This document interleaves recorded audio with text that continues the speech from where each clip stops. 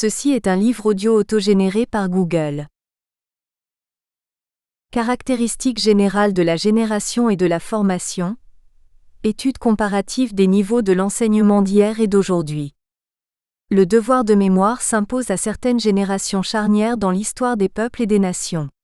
Cela me paraît surtout être le cas quand il s'agit de nos jeunes nations africaines modernes enracinées dans des civilisations orales, où la non-fixation écrite des faits historiques finit par entraîner leur oubli ou leur mythification.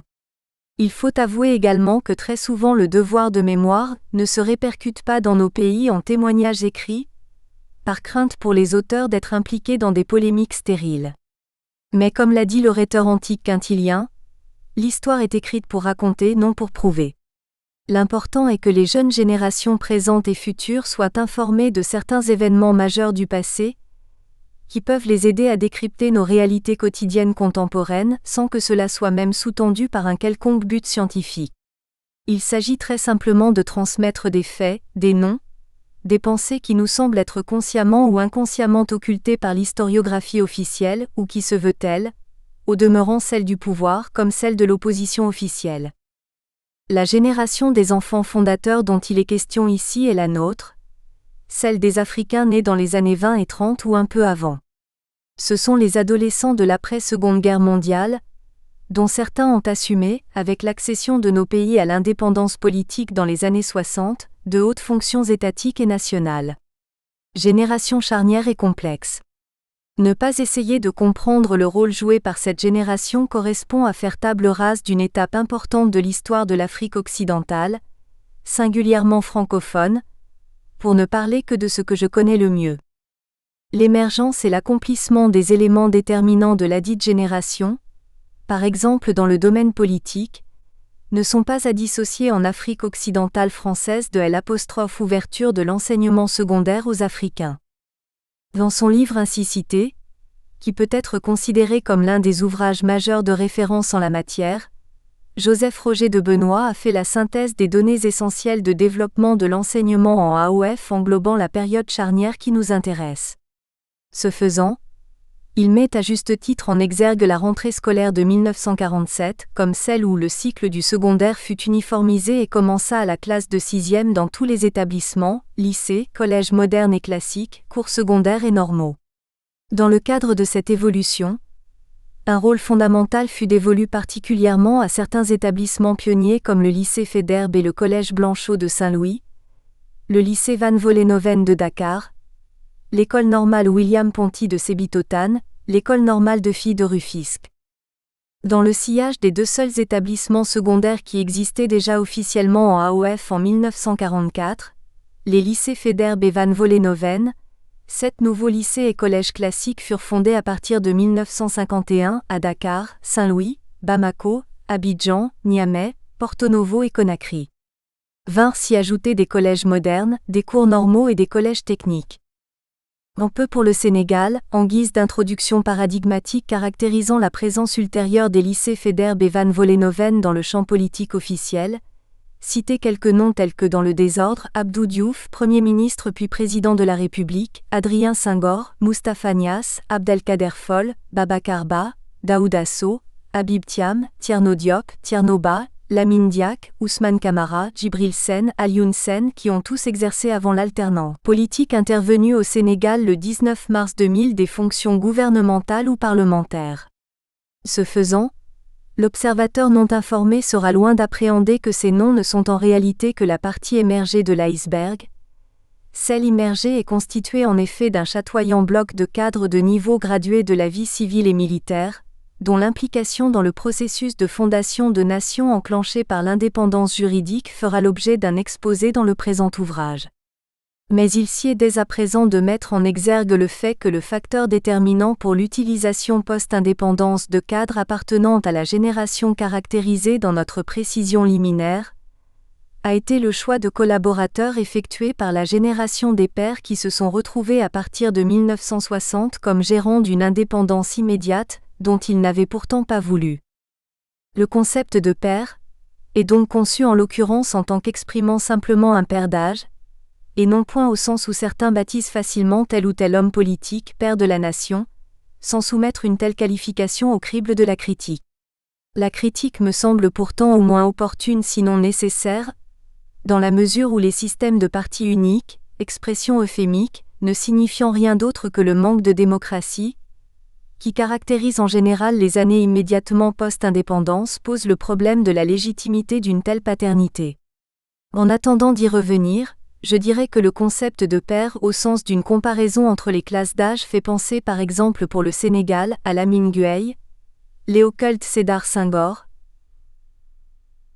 pour la Côte d'Ivoire à Félix Houphouët-Boigny, Philippe Yassé et Auguste Denise, pour l'ex-Dahomey, aujourd'hui le Bénin, Marcelin Sourou Migan Apiti, Hubert Maga, Justine Aomadegbe Tomtin, pour la Guinée-Conakry à Sékou Touré, Saïfoulé Diallo, Diawandou Bari, pour la Haute-Volta aujourd'hui le Burkina Faso, à Daniel Ouedzine Koulibaly, Maurice Yaméogo, Joseph Ouedraogo, pour la Mauritanie à Mokhtar Ould Daddah, Ahmed Saloum Ould Daïba, Déould Sidi Baba, pour le Soudan aujourd'hui le Mali, à Modibo Keïta, Mahaman Haïdara et Jean-Marie Koné.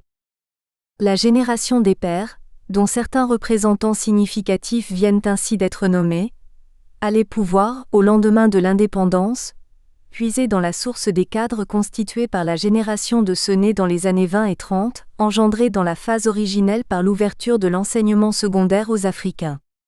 Cette ouverture avait mis fin à l'ancienne discrimination qui s'était exprimée en ce qu'elle confinait les Africains à l'enseignement primaire, pour en faire des cadres auxiliaires subalternes. La nouvelle phase dans la scolarisation en Afrique coloniale francophone visait donc l'avènement d'un enseignement supérieur. Une donnée capitale dont notre génération est devenue de plus en plus consciente avec le recul des décennies, c'est le bon niveau en général de l'enseignement comparativement à celui qui existe depuis l'indépendance. On pourrait être tenté de s'imaginer qu'à cause de la vision raciste du nègre intellectuellement inférieur, inséparable de l'idée coloniale, l'enseignement à nous dispenser fut de qualité inférieure. Pas le moins du monde. Après la Seconde Guerre mondiale et la défaite de l'hitlérisme et du fascisme pris globalement, à laquelle participèrent les tirailleurs sénégalais, les autorités administratives coloniales françaises tirèrent dans une large mesure des leçons de la faillite de leur politique de promotion scolaire passée, laquelle politique était en corrélation dialectique avec la politique socio-économique. Joseph Roger de Benoît écrit à juste titre. Pendant les 5 années qui avaient suivi la guerre mondiale, la physionomie politique et sociale de l'AOF avait été plus profondément modifiée que pendant le demi-siècle de colonisation qui avait précédé. Si les responsables métropolitains, gouvernement et parlement, avaient compris que cette évolution humaine devait être soutenue par un développement économique qui ne soit plus conçu seulement en fonction des intérêts français, s'ils l'avaient traduite dans des institutions qui permettent aux Africains de prendre en main la responsabilité réelle de leur promotion, la décennie suivante aurait sans doute été celle d'une plus grande assimilation.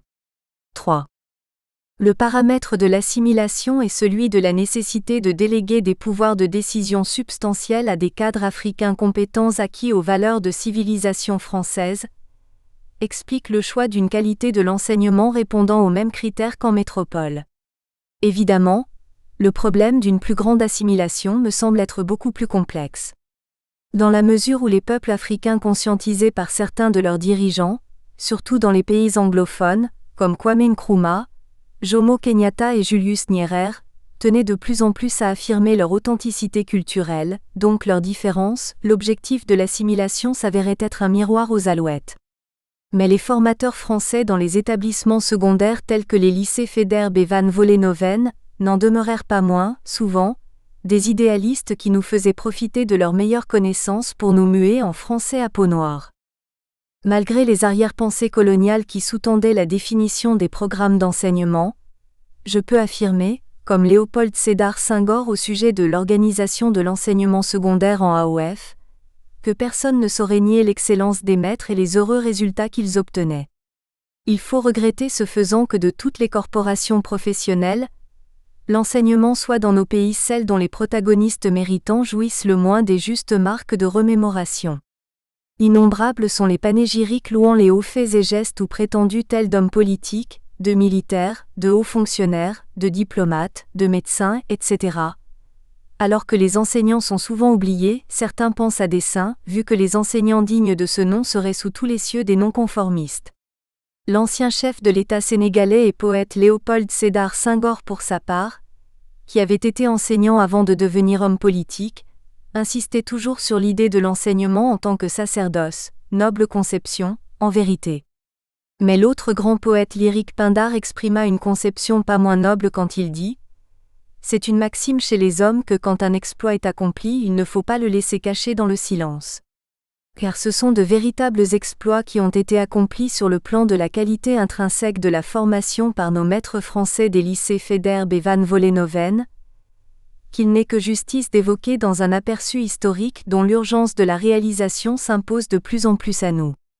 Cette urgence découle tout bonnement du fait que les membres de notre génération charnière sont tous au moins plus que sexagénaires, et n'ont plus tellement de temps à leur disposition pour rendre témoignage, surtout si l'on sait que certains d'entre eux à la personnalité marquante ont déjà quitté ce monde. Il sera question de ces derniers dans la présente relation mémorielle. À titre indicatif provisoire, évoquons l'ingénieur de centrale Abdul Aziz Wayne, le physicien chimiste El Hadj Yaré Fall, le philosophe Hamsat Assar, la militante panafricaniste Virginie Camara, le dermatologue Ibrahima Faye, l'helléniste et ancien ministre Abdelkader Fall, le banquier Tanor Tindela Fall, l'administrateur civil et magistrat Amadou Malik Gueye, les pharmaciens Paul Sayeg et François Gueye, l'instituteur et directeur des École Amari Diop, les managers et grands militants politiques Farah Ndiaye et Momar Sako, les officiers supérieurs Victor Barry, Wali Faye et Bounama Fall, le mathématicien Daouda Dia, l'ingénieur formé à l'école polytechnique allemande de Dresde Pierre Koulibaly, le docteur en médecine Ahmed Kaourissi, le professeur de littérature française Ferdinand Turpin, le sociologue Mamadou Diallo Denguela. Plus récemment, sont aussi décédés le docteur en médecine Mustapha Diallo, l'avocat Ogo Kane Diallo, le professeur de lettres Tidiane Baïdili, l'ingénieur des travaux publics et grand sportif Papa Gallo Thiam, l'ingénieur Djibril Mbeng. Pour ce qui est des non-sénégalais, je ne saurais omettre au niveau actuel de mes informations les condisciples maliens que furent Joseph Nègre et Ferdinand Sangaré, disparus l'un en 1990 et l'autre en 1991 à Abidjan. Je reviendrai dans les prochaines lignes sur la brillante contribution de ces deux hommes de science au développement de la jeune Afrique indépendante, avant leur disparition prématurée. Et très récemment est venu s'ajouter à la liste des grands disparus le nom de Louis Nègre, le frère aîné de Joseph. Dans le devoir de mémoire qui nous incombe, cela signifie donc nous faire les interprètes de ces compagnons de notre génération dont les voix se sont définitivement tues, pour aménager une sorte de walala à nos maîtres d'autrefois par une citation paradigmatique de certains noms représentatifs qui, comme on dit, méritent bien de nos jeunes nations. Et peut-être est-ce une manière à notre époque de la toute-puissance du secteur multimédia, d'envoyer des signes qui réchauffent le cœur des descendants de ces pionniers de l'enseignement en Afrique. Le lycée Faidherbe de Saint-Louis à la quête de l'excellence pédagogique. Citation exemplaire de maîtres représentatifs. En sciences naturelles et physiques, MM. Piot et Kans. Au lycée Faidherbe, certainement le plus impressionnant et probablement le doyen d'âge de ses maîtres d'autrefois fut Monsieur Piot, professeur de sciences naturelles. Il était le seul et unique enseignant de cette matière dans tout le lycée, et forçait sur le plan du savoir l'admiration de tous les élèves malgré son nationalisme français, sans exception aucune, aussi inflexible que fut notre opposition naissante à la politique d'assimilation française. Monsieur Piot déterminait le point de départ de chaque cours, en s'enquérant dans le cahier d'un élève des derniers termes du cours précédent. Puis il nous entraînait sans aucun document en main dans une envolée magistrale et bien structurée, à la découverte des phénomènes biologiques et anatomiques les plus divers et les plus complexes. Et concomitamment à l'exposé, le tableau noir lui servait de support magique à des dessins et croquis d'un grand art tracés avec précision d'une main habile et expérimentée au moyen de la craie blanche et de couleur. Monsieur Piot était un grand dessinateur. J'ai d'ailleurs acquis avec lui la ferme conviction qu'on peut difficilement être un bon naturaliste si on n'est pas un bon dessinateur. Sont restés gravés dans ma mémoire de lycéen comme de véritables chefs-d'œuvre, des vues externes, internes et en coupe de l'oursin, de l'écrevisse ou d'autres animaux à l'anatomie inhabituelle. Évidemment, en bon nationaliste, ce grand maître se plaisait à insister sur la francité de maints savants et chercheurs tels que le physiologiste Claude Bernard, l'anatomiste et physiologiste Xavier Bichat, les zoologistes Georges Cuvier, Frédéric Cuvier, Desfrères et Étienne Geoffroy Saint-Hilaire, le chimiste et biologiste Louis Pasteur, le chirurgien et anthropologiste Paul Broca, le naturaliste Théodore Monod, le spécialiste de chimie organique Victor Grignard, le médecin militaire Alphonse Laveran qui a découvert L', hématozoaire responsable du paludisme, le biologiste Alexis Carrel, les physiologistes Paul Portier et Charles Richet qui découvrirent ensemble l'anaphylaxie, le bactériologiste Charles Nicolle, etc. Piot nous apprit qu'en l'occurrence certains de ces savants étaient lauréats du prix Nobel, et il nous expliqua les tenants et les aboutissants de cette grande distinction. Le leitmotiv était dans tous les cas, c'est encore un Français qui a découvert. Il finissait parfois par nous agacer quand c'était répété durant un seul et même cours.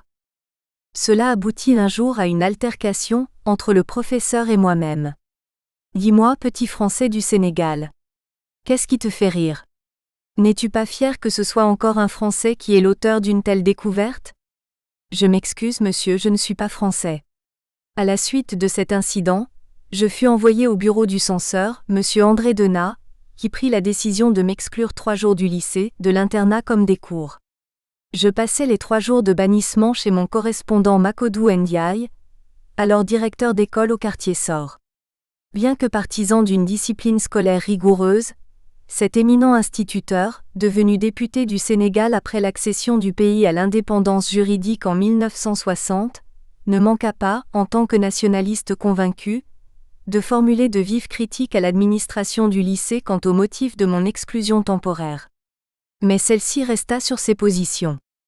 Évidemment, il s'agissait d'une de ces punitions trop sévères qui n'étaient point rares dans l'établissement, et qui produisaient le contraire de l'effet recherché, en faisant de nous des rebelles en herbe dont la contamination par la maladie infantile du révolutionnarisme était facilitée. Force est pourtant de reconnaître qu'en ce temps-là les lycéens ne couraient pas les rues, et finissaient le plus souvent, malgré certaines injustices disciplinaires, à ne voir que la quête d'excellence.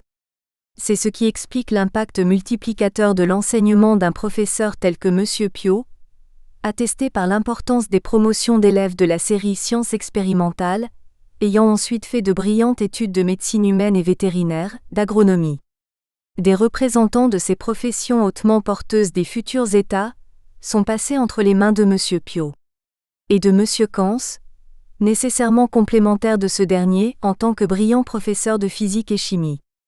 Me viennent à l'esprit quelques noms parmi tant d'autres tels que Sérigné Ba, Ibrahima Faye déjà évoqué plus haut, Emmanuel Bokandé, Fadel Diadiou, Papa Demba Ndiaye, Pape Maguette Camara, Abdou Sanoko, Ibra Mamadou Ngom, Papa Foll, Mustapha Sali, Mamadou Souleymane Diallo, Amadou Ndaoudi Bourtanda, Medoune Diène, Ismaïla Diop, Amadou Maktarso, Amadou Lamine Ndiaye, Djibril Sène. Sans compter d'autres fédérbés non sénégalais comme Ferdinand Sangaré, les 2 frères guinéens Mamadou Bassabitou, chef de parti réputé à Conakry, et Tierno Bassabitou, victime de la répression anti-intellectuelle aveugle de Sékou Touré. En lettres, MM. Gallet, de Lestan, Denat, Plantin. Pour avoir cité en tête les domaines complémentaires que sont les sciences naturelles et la physique-chimie, je n'en oublie pas pour autant la donnée fondamentale consistant en ce que le bon niveau de l'enseignement était sous-tendu de façon déterminante au lycée Faidherbe de l'époque par l'excellence des cours de lettres, c'est-à-dire du français, du latin et du grec. Car ce qui explique aujourd'hui pour une très large part le niveau médiocre général des enseignants et des enseignés dans nos États depuis quelques années, c'est la mauvaise qualité des enseignements des lettres et singulièrement du français. Le latin et le grec devant mener un combat héroïque pour leur survie. Le rôle primordial était tenu à Faidherbe avec brio et assurance dans le domaine très complexe des lettres par messieurs Gallet, de Lestan, Denat qui devint par la suite censeur des études. Il y avait aussi M. Plantin qui faisait moins l'unanimité en latin et grec, mais montrait une virtuosité indéniable en histoire littéraire, particulièrement dans les spécialités très délicates de la poésie et du théâtre, et de surcroît en explication de textes. Évoquant la poésie et le théâtre, je ne peux m'empêcher de penser à la perspicacité pédagogique de ces anciens maîtres en lettres, mais aussi à celles de leurs collègues en langues vivantes étrangères que nous aurons à nommer et à caractériser, qui tous avaient réservé une place de choix à la récitation. Celle-ci était au demeurant une épreuve hautement prisée, à la première partie du baccalauréat. Aujourd'hui plus que sexagénaire, nous nous rendons compte, singulièrement quand on est enseignant comme moi, que cet exercice est l'un des moyens les plus adéquats pour maîtriser une langue et assimiler une culture par la mémorisation et la déclamation. Elles sont probablement nombreuses les personnes de notre génération qui seraient encore aujourd'hui capables de réciter les chefs-d'œuvre comme Les éléphants de Charles-Marie Lecomte dit Lecomte de Lille, Le lac d'Alphonse de Lamartine que j'eus, parmi d'autres, l'occasion ou la chance de tirer à l'épreuve de récitation du baccalauréat, La mort du loup d'Alfred de Vigny, Le pélican des apostrophes, Alfred de Musset, Les conquérants de José Maria de Heredia, Waterloo et après la bataille de Victor Hugo, pour citer un petit nombre, sans compter des fables de La Fontaine et des textes dramatiques de Corneille, de Racine. Évidemment, nous vivions en régime colonial, et pour être des adolescents inexpérimentés nous n'en étions pas moins conscients qu'il ne s'agissait pas de notre patrimoine littéraire. Et de surcroît maints textes s'inscrivaient de façon évidente dans l'optique coloniale d'un patriotisme cocorico. Ceci était surtout notamment le cas pour les textes de Victor Hugo comme Waterloo, qui quoique très beau du point de vue esthétique, équivalent à un panégyrique très français de Napoléon Ier. Il ne faut pas occulter la réalité non banale par rapport au contexte colonial, que, dans leur quête d'un dépassement ou d'une atténuation du schéma trop artificiel et donc peu convaincant de l'assimilation, certains professeurs de lettres comme de Lestan et Gallet, en grands connaisseurs de leur littérature nationale, réussissaient à se démarquer du nationalisme cocardier et à éveiller en nous une vision progressiste de la civilisation de l'apostrophe universelle, tout en ne se rebellant pas ouvertement contre les programmes et les auteurs définis par les fonctionnaires tout-puissants du ministère de la France d'Outre-mer. Maîtres dans la pédagogie de la lecture et de l'explication textuelle, ils nous proposaient des passages de contenu universaliste ou interculturel, comme on dit aujourd'hui, qui satisfaisaient en même temps leur quête inlassable de nous initier à l'excellence esthétique en général. Il s'agissait, entre autres, de poèmes qui célébraient des sentiments indivisiblement humains relatifs à la famille, à la mère, au père, à l'enfant et à la patrie, et dont les auteurs auraient pu être de n'importe quel pays, de n'importe quelle religion. Ces poèmes expriment d'une façon tout à fait lumineuse ce que Senghor appelle avec pertinence humanisme planétaire. Et le besoin de reculer les limites trop étroites des structures matérielles, voire socioculturelles, où s'enferme l'homme. Il est important que les jeunes générations africaines présentes et futures, en s'imprégnant entre autres de ces poèmes, deviennent conscientes de la vanité qu'il y a à se replier sur soi-même. L'accès aux textes concernés ne posant aucun problème, il devrait suffire de mentionner ici certains titres pour inciter à la lecture. Ce sont Lamartine, Quand ton père a parlé, Théodore de Banville, À ma mère, François Copé, Intimité, Louis Mercier, Mes ancêtres, Edmond Rostand, Dialogue intérieur sur la patrie. L'émulation créée par la haute qualité de l'enseignement des professeurs de lettres et de français tels que Gallet et de Lestan, se révéla très féconde en ce qu'un nombre non négligeable de leurs élèves n'hésitèrent pas à les suivre sur le chemin parsemé d'embûches des lettres classiques, certains disaient des lettres pures. Il est vrai que pour ces disciples, les lettres classiques auront surtout servi à faire leurs humanités avec tout ce que cette expression comporte de connotations contradictoires.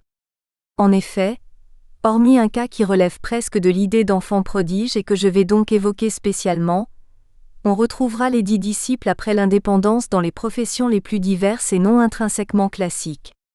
Je citerai comme exemple Wali Faye qui mourut général de la gendarmerie sénégalaise après en avoir été des années durant, comme on dit, le patron. Abdelkader Fall dont l'ombre passionnée et passionnante nous accompagnera tout au long des présents mémoires. Décédé en tant qu'ambassadeur du Sénégal au Canada, Kader fut plusieurs fois ministre. Amadi Ali Dieng, économiste et politologue très cultivé et actif intellectuellement, vécut à l'écart du pouvoir. Le Sénégalo-malien Ferdinand Diarra, durant toute sa carrière d'enseignant au département de lettres modernes de l'université Cheikh Anta Diop de Dakar, spécialiste de grammaire française, semble ne s'être jamais intéressé à la politique. Ousmane Camara a effectué un brillant parcours de juriste en terminant dans les fonctions de président du Conseil d'État, la plus haute juridiction administrative du pays, après avoir presque tout été dans le Sénégal indépendant, procureur, avocat général, directeur de cabinet ministériel, directeur général de la Sûreté nationale, ministre des années durant, ambassadeur à Londres, président de la Cour suprême, médiateur de la République. Comme dans le cas de Kader Fall, Ousmane Camara est une figure passionnée et passionnante qui retiendra notre attention. Fadel Diadio, un sérieux latiniste helléniste très travailleur devenu professeur de médecine et successeur du grand gynécologue Paul Correa, Fadel s'est avéré tout le temps un homme apolitique. Les femmes sont bien représentées par Aram Fall, devenue une linguiste de stature mondiale. Il y avait un groupe assez spécifique de condisciples venant de Mauritanie, qui optaient systématiquement pour les lettres classiques pures où main d'entre eux ont d'ailleurs excellé. Il faut souligner que l'enseignement de l'arabe ne semblait pas en ce temps-là avoir les faveurs de l'administration, et que cela a dû jouer un rôle important pour le choix du grec comme une sorte d'ersatz de l'arabe classique. Dans la Mauritanie indépendante, presque tous ses condisciples, pour la plupart des arabo-berbères, sont devenus de hauts fonctionnaires, même parfois avec rang ministériel, mais aucun d'entre eux n'a emboîté le pas à nos maîtres en devenant enseignant. Mokhtar Ould Daïba, Ahmed Ould Bazéid, Bamba Ould Yezid en furent.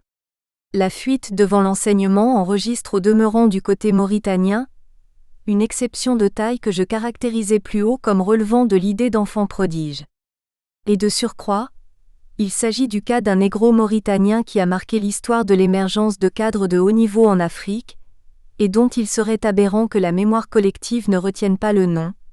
Diaïdi Diagana, un adolescent frêle et timide, venu de Kaédi, de ces sables mauritaniens, tiraillés entre l'arabité et la négritude.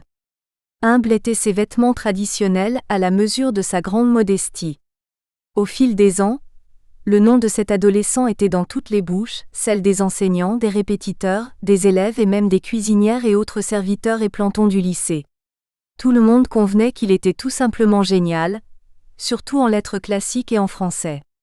Et ce ne fut plus tard une surprise pour personne quand Diagana, après avoir brillamment obtenu le baccalauréat, intégra sans coup férir l'école normale supérieure de la rue d'Ulm à Paris et devint, avec un très bon classement, le premier agrégé négro-africain dans sa spécialité. En langue vivante, M. Schowing en allemand, M. Menou en espagnol, M. Bernard et Mlle Provost en anglais. La bonne formation dans l'ex-AOF, par rapport à la situation actuelle de nos enseignements, était à fait d'herbe également garantie dans un domaine aussi porteur que celui des langues vivantes. Il n'y avait donc pas que le latin, le grec et le français. Tout comme les professeurs de lettres classiques et de français galais, de Lestan, Denat et autres, ceux des langues vivantes enseignés à l'époque se révélèrent de grands maîtres éveilleurs de talent, d'inlassables pédagogues dans la quête de l'excellence. Il y avait messieurs Schowing en allemand, Menou en espagnol, Bernard en anglais, qui faisaient l'unanimité quant à l'appréciation positive portée par les élèves sur eux. Seul l'anglais pouvait, à notre arrivée au lycée, être choisi comme première langue vivante.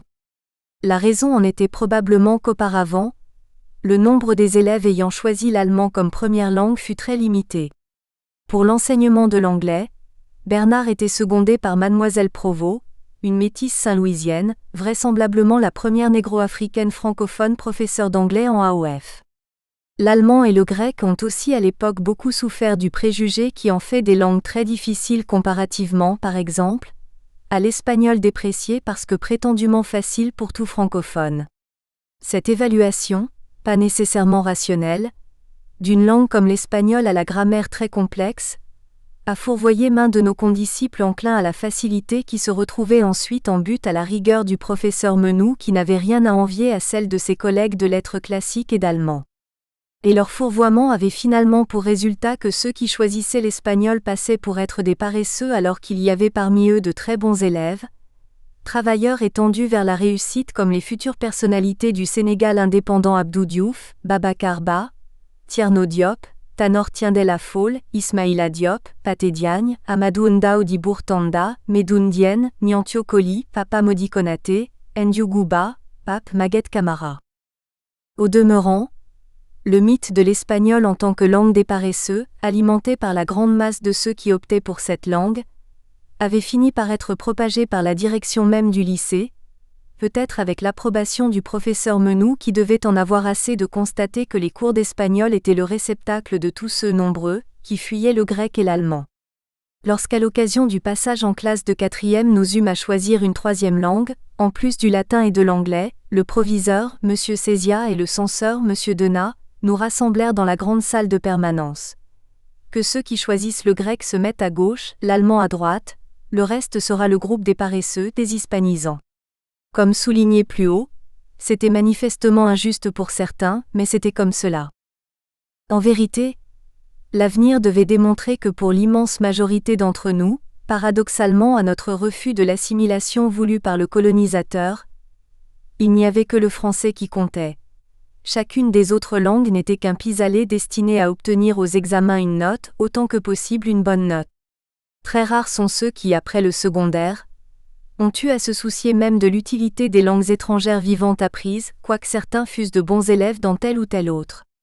Comme le formula un condisciple guinéen, Sana Silla, on s'appliquait plutôt à désapprendre toutes les autres langues sauf le français.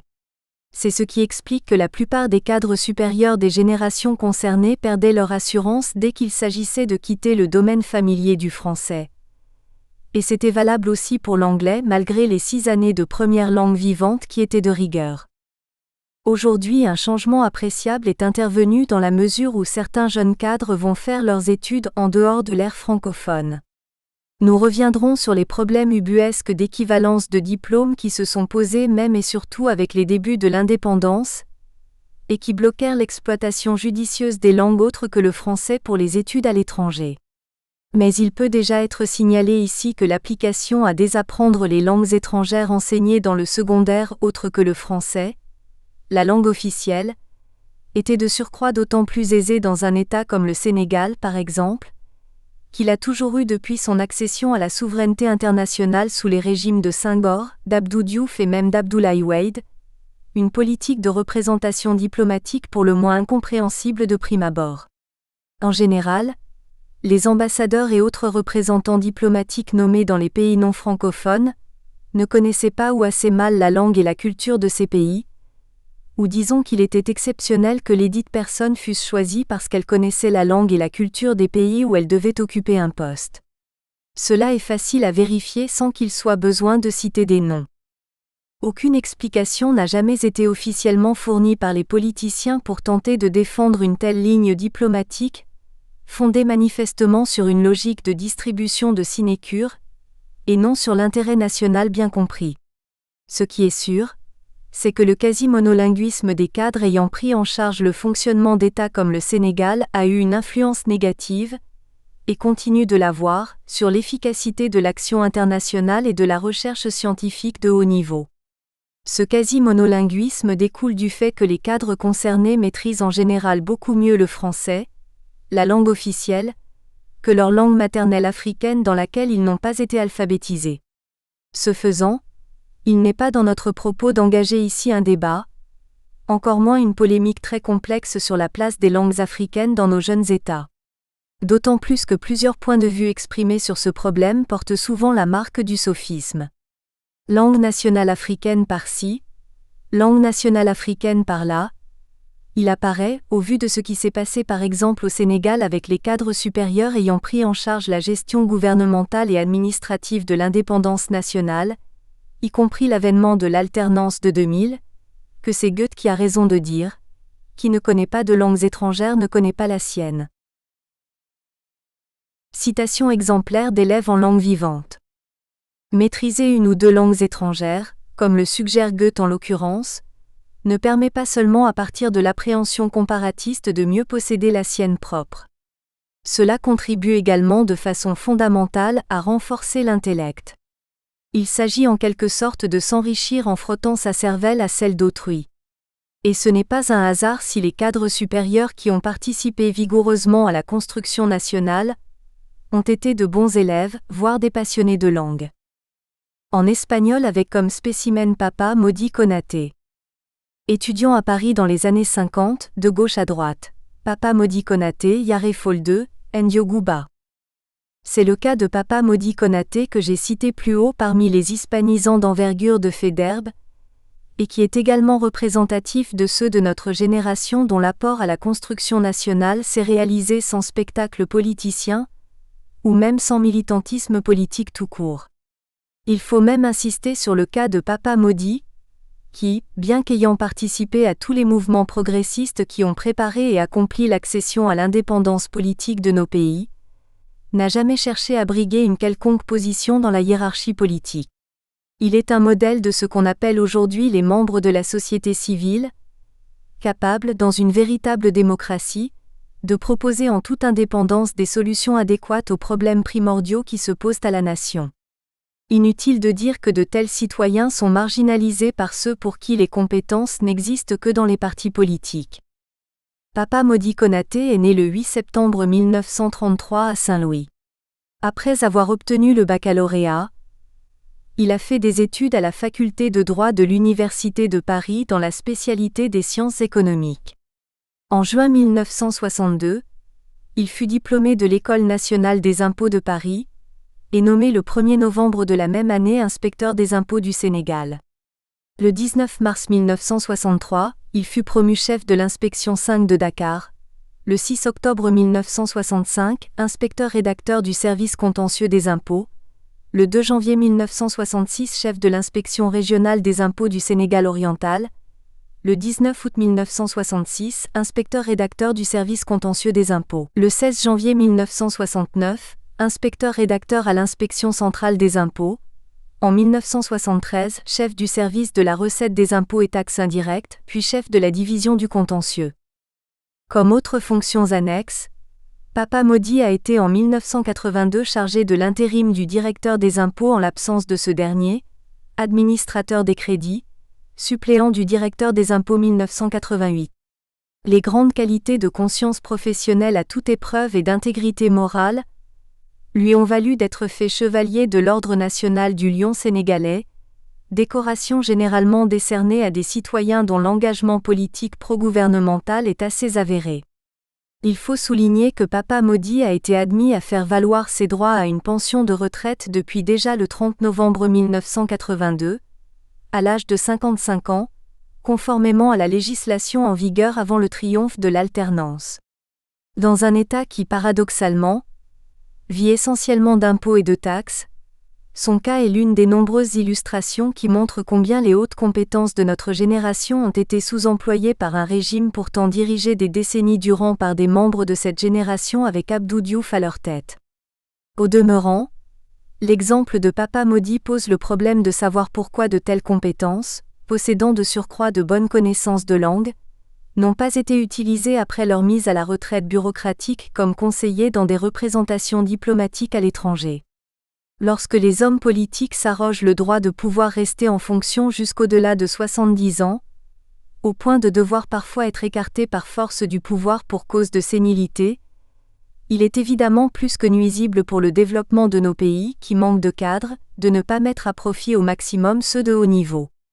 Mais essayez d'en convaincre les dirigeants politiques africains qui déjà éliminent des compétitions électorales les membres de la société civile et contre tout bon sens élémentaire proclament haut et fort que ceux qui veulent briguer les suffrages des citoyens n'ont qu'à fonder des partis, et cela dans des pays comme le Sénégal où il y en a de toutes les façons une pléthore dont plusieurs sont de minuscules groupuscules. En allemand avec comme spécimen Pierre Sarr et François Gay.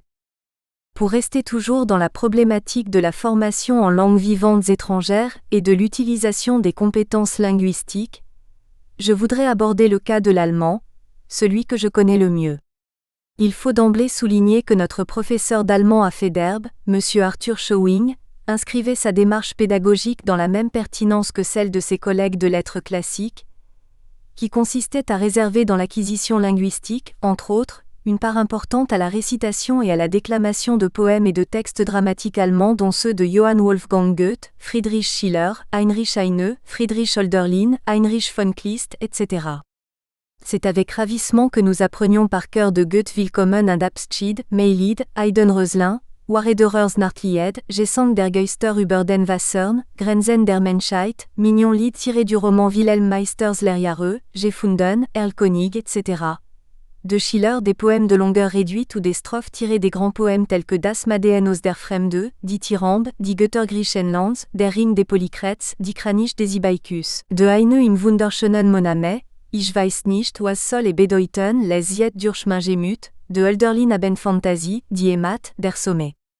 Plusieurs décennies après le travail réalisé par Schowing à Federbe, il m'a été donné, en tant que professeur des apostrophes allemands, de vivre une démonstration convaincante de la justesse des voies pédagogiques de nos anciens maîtres, en entendant environ 40 ans plus tard, un ancien condisciple féderbien, Pierre Sarr, devenu entre-temps fonctionnaire à la retraite de la Caisse de sécurité sociale sénégalaise, réciter sans rater et avec émotion le Erlkönig, surtout la dernière strophe où il est dit dans un accent hautement dramatique dont Goethe a le secret. Dem Vater Grossetz, Erete Geschwind, Ehlt in den Armen das Elschandkind, erreichte den auf Mimu an Not, in seinen Armen das Kind de Warto. Un autre exemple éloquent est celui du pharmacien François Gay, notre aîné de quelques années, décédé il n'y a pas longtemps. Également un ancien de Federbe, François trouvait jusqu'à la fin de sa vie de la joie à réciter certains poèmes allemands appris au lycée, entre autres, les célèbres vers du début de Wilhelm Tell, Guillaume Tell de Schiller. Et Leoel Dersi, et la zum Bad, der Knapp schlief ein am grünen Gestad da et ein Klingen. Wie flotten Sosus. Wie die Stimmen der Vögel im Paradies. Pour la mémoire nationale collective et l'histoire des relations interculturelles germano-sénégalaises, il n'est en l'occurrence point banal de mettre ici en exergue que Cheikh Anta Diop et François Gay font partie des premiers Sénégalais à avoir appris l'allemand dans le secondaire. Et dans le cas de François Gay, beau-frère de l'infatigable femme de culture, Christiane Diop, l'épouse d'Alioune Diop, fondateur de Présence africaine, les relations culturelles ainsi évoquées viennent se greffer harmonieusement à la donnée historique que Maria Diop, la mère de Christiane Diop et de Thérèse Gay, a été la première négro-africaine à avoir en tant que Camerounaise fait des études en Allemagne, à Berlin, de 1911 à 1914. Analyse comparative exemplaire des méthodes d'enseignement des langues vivantes. Le cas de l'allemand. L'efficience de la méthode pédagogique de maîtres d'antan, comme par exemple Schowing, a donc laissé chez des cadres comme Pierre Sarr et François Gay, pourtant engagés dans des carrières professionnelles très éloignées de toute corrélation avec l'allemand, des traces indélébiles impensables de nos jours dans le domaine de l'enseignement des langues vivantes étrangères. S'il en est ainsi, c'est que les anciennes méthodes probantes de la récitation, de la dictée, de l'explication de textes style École normale supérieure de la rue d'Ulm, ont cessé dans nos États de constituer des points de repère. Car avec l'accession des dits États à l'indépendance, surtout dans un domaine comme celui des langues vivantes étrangères, la pensée cartésienne fait place aux élucubrations les plus invraisemblables. Concernant l'allemand, la question ne se posait désormais plus de savoir s'il fallait, bien qu'étant germanophone, à l'instar des natifs du Reichsland d'Alsace-Lorraine, avoir fait des études germaniques pour pouvoir être professeur d'allemand. L'unique nouveau cri de guerre qui valait était « Deutschland bezahlt's Deutsch ». Que diantre, n'est-ce pas l'Allemagne qui paye ? Il suffisait d'être allemand, ou parfois autrichien, et de connaître passablement le français pour être envoyé comme assistant technique enseigner la langue de Goethe aux petits nègres. C'est ainsi que, par exemple, le poste de lecteur autrichien au département de langue et civilisation germanique de l'Université de Dakar fut occupé pendant des années par une maîtresse de travaux manuels de Vienne. Face à cette nouvelle situation née de l'établissement de relations politico-économiques avec l'Allemagne et l'Autriche, l'opportunité me fut offerte, plus de 2 décennies après l'accession de nos pays à l'indépendance juridique, d'interpeller Schowing au sujet de la dégradation de la qualité de l'enseignement des langues vivantes, et singulièrement de l'allemand dans les anciens territoires de l'ex-AOF. C'était durant l'été 1988. Né en 1905 près de Forbach, Lorraine, Arthur Schowing, âgé alors de 83 ans, jouissait avec son épouse d'une retraite bien méritée en France, à Migène, dans l'arrondissement d'Auxerre. Ils me firent l'insigne honneur de m'inviter à leur table, pour évoquer certains souvenirs datant de l'époque qu'ils avaient vécue au Sénégal. Schowing avait exercé la plus grande partie de sa carrière de professeur d'allemand dans notre pays. D'abord 10 ans au lycée Federbe de Saint-Louis, ensuite 12 ans au lycée Van Vollenhoven de Dakar. Je profitais de mon séjour à Migène pour solliciter, en tant que directeur de publication de la revue Études germano-africaines, une interview de mon ancien maître. Parmi les questions abordées, deux primordiales démontrent amplement l'accent mis jadis dans l'enseignement, que ce fût d'ailleurs en France dite métropolitaine ou dans nos pays colonisés, sur la formation de l'esprit. Comme réaction à l'information de Shewing qui a débarqué pour la première fois le 15 septembre 1945 au Sénégal en tant que professeur d'allemand, l'une des dites questions et la réponse furent les suivantes. Comment expliquez-vous que juste à la sortie des hostilités de la Seconde Guerre mondiale, les autorités françaises de l'époque aient cru devoir continuer à faire enseigner l'allemand aux jeunes lycéens africains ? N'y a-t-il pas là un paradoxe ? Quelle était en l'occurrence l'utilité de l'enseignement de l'allemand dans le contexte historique d'alors ? L'existence de l'enseignement de l'allemand dans les deux lycées sénégalais s'explique tout simplement.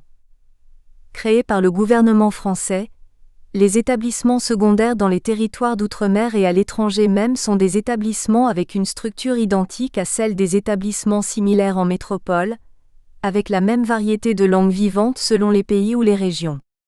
L'étude des langues, mortes ou vivantes, dans nos collèges et lycées a pour principale raison d'être la formation de l'esprit, a-t-on maintes fois dit aux jeunes professeurs que j'étais. Et c'est vrai, je pense, en dehors de toute considération utilitaire. D'autres matières enseignées en sont d'ailleurs au même point, à moins que je me trompe. La deuxième question primordiale et la réponse étaient ainsi libellées. Dans l'état actuel du débat sur l'enseignement de l'allemand, surtout pour étrangers et singulièrement africains, certains théoriciens européens pensent qu'il suffit d'inculquer aux enseignés un certain parler plus ou moins correct, mais qu'il faut négliger voire supprimer l'enseignement de la littérature, de la mythologie germanique et d'autres aspects de la civilisation passée. D'autre part, les professeurs du secondaire envoyés au Sénégal par l'Allemagne après votre départ, qui du reste étaient presque tous des non-germanistes bien qu'allemands, avaient généralement tendance à négliger l'enseignement de la grammaire allemande. Pour eux, l'essentiel était que les élèves africains puissent baragouiner un certain allemand pour se faire comprendre, même avec des fautes de grammaire. Que pensez-vous de tout cela ? Je ne suis pas partisan de ces théories. J'ai pu pratiquer ces méthodes au camp des prisonniers de guerre. Quelques camarades de captivité que j'ai revus m'ont affirmé que les résultats n'étaient pas probants, et qu'ils étaient parfois même gênés dans leur rapport avec les Allemands cultivés. Il me semble imprudent de remplacer les méthodes d'enseignement actuellement en vigueur par quelque autre dite pratique, mais vraiment dépourvue de rigueur et à la limite nuisible. 9. En caractérisant la méthode dite pratique, dépourvue de rigueur et à la limite même nuisible, Shewing ne se doutait certainement pas combien il touchait juste, lui qui avait entre-temps quitté l'Afrique depuis longtemps et qui n'avait donc pas vécu la baisse sensible du niveau qualitatif de l'enseignement de l'allemand dans nos pays. Et paradoxe apparent, cette baisse de niveau qualitatif est allée de pair avec une augmentation substantielle du niveau quantitatif des apprenants et des enseignants d'allemand, de par la grâce de l'assistance technique allemande. En se libérant de la tutelle française datant de la période coloniale, et en gagnant beaucoup de terrain grâce aux marques allemands, l'enseignement de l'allemand s'est pour ainsi dire ravalé au niveau d'une médiocre initiation à un langage familier sans aucune rigueur grammaticale. Vu la rigueur qui caractérisait nos professeurs français d'antan, il faut simplement regretter d'un autre côté que dans le domaine des langues vivantes étrangères, par exemple, l'administration coloniale ne prévit aucunement des séjours de bains linguistiques dans les pays concernés, de telle sorte que bien sûr cela ne favorisait pas l'émulation pour les langues et encore moins leur revalorisation à long terme pouvant déboucher sur leur bonne maîtrise scientifique et leur exploitation interculturelle. Le regret est d'autant plus fondé qu'à l'antipode de toute idéologie colonialiste et raciste, le jugement de valeur porté par Shewing, en tant que représentant adéquat de ses collègues d'alors, sur les élèves africains est tout à fait positif. J'ai passé 12 ans au lycée Van Vollenhoven. Je crois être arrivé à intéresser bien des élèves de cet établissement, autant que j'ai pu le faire pendant 10 ans à Saint-Louis. Je peux même dire que j'ai eu d'excellents élèves africains dans les deux lycées, et que j'en conserve le meilleur souvenir. Et 10. Avec ses 83 ans, Shewing avait au moment de notre rencontre une mémoire suffisamment vivace lui permettant de citer nommément certains de ses excellents élèves africains de notre génération. Il y avait bien entendu selon lui les deux condisciples qui, avec moi, entreprirent comme premiers Sénégalais dans l'histoire, des études de germanistique, Byron Wayne qui réussit le tour de force d'obtenir la licence S-lettres allemande à l'université de Toulouse ou le professeur Boyer, chef du département, connu pour son érudition et sa méticulosité, veillait à ce qu'aucun diplôme de complaisance ne fût délivré. Ngannou Sadio, quant à lui, fit ses études en Suisse dont il a été apparemment fasciné puisqu'il choisit de s'y établir définitivement. Outre le trio de germanistes, Schowing mentionna d'autres anciens élèves dont l'intérêt pour l'allemand ne fut malheureusement pas mis à profit dans leurs carrières respectives, comme il aurait pu l'être avec une meilleure politique interculturelle. Ce sont Bounama Fall que j'ai déjà évoqué plus haut, général de gendarmerie, Alioune Ndoye, un scientifique de haut rang, ingénieur d'aéronautique, l'un des premiers commandants sénégalais de l'aéroport international de Dakar, Abdoulaye Mbaye, un autre ingénieur des aéronautique, des professeurs titulaires des universités, Abdou Sanoko et Papa Demba Ndiaye en médecine, Mbaye Gueye en histoire, un docteur vétérinaire comme Mamadou Souleymane Diallo, de hauts fonctionnaires du domaine et de la douane comme Moussa Ndiaye et Mafol Diop, récemment décédés, et d'autres férus d'allemand de façon désintéressée comme David Pierre Colly, Alioune Mbodj, ingénieur des télécommunications, Amadou Sodi Sopel, éminent juriste. En l'occurrence, les prises de position d'un maître d'antan comme Schowing sont suffisamment éloquentes pour démontrer le crédit qu'on aurait pu tirer de l'exploitation des langues vivantes étrangères pour le développement de nos jeunes États. De surcroît, pour ce qui est de l'allemand, les recherches que j'ai pu entreprendre dans les archives du lycée Faidherbe m'ont permis de découvrir qu'il y était en vogue plusieurs promotions avant la nôtre et pouvait, comme déjà signalé plus haut, être choisi comme première langue vivante même si ce ne fut pas la règle. En guise d'exemple, citons parmi ces jeunes admirateurs de Goethe d'édite promotion des noms point banals pour la mémoire collective des anciens élèves de l'établissement voire de l'Afrique francophone ayant milité pour s'émanciper du régime colonial. Sédou Sarr Diblay, frère du défunt professeur de philosophie Amsata Sarr cité plus haut, René Derlin Zinsou, Tidiane A.W., Alioune Badi Badou, Benjamin d'Almeida, Roger Mensa, Henriette Boucher, Gaston de Souza, Tobias Tévy, Louis Nègre, Oswald Ajavon, Gilbert Grunitsky. Je reviendrai, au fur et à mesure de nouveaux contextes de ma narration, sur le rôle primordial joué par certains d'entre eux, en tout cas au moins par ceux dont le curriculum vitae ne m'est pas inconnu. Paradoxalement, avec l'indépendance, on assista plutôt dans un premier temps, à une facilitation du refoulement des langues vivantes étrangères autres que le français. Ce phénomène n'était ni plus ni moins que le résultat d'une administration trop territorialisée, coupée des enjeux internationaux qui rendent indispensable l'utilisation fréquente de langues étrangères en plus de la langue officielle.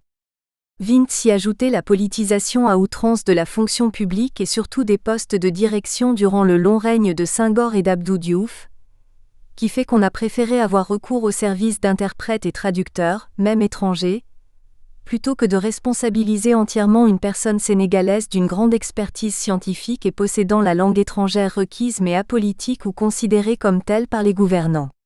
Ces gouvernants eux-mêmes, dont certains comme Abdou Diouf, en anglais et surtout en espagnol, avaient pourtant été de très bons élèves en langue durant leur formation secondaire, ont fini par ne plus manier véritablement bien que le français, vu la piètre maîtrise que nous intellectuels africains francophones avons généralement de nos langues africaines.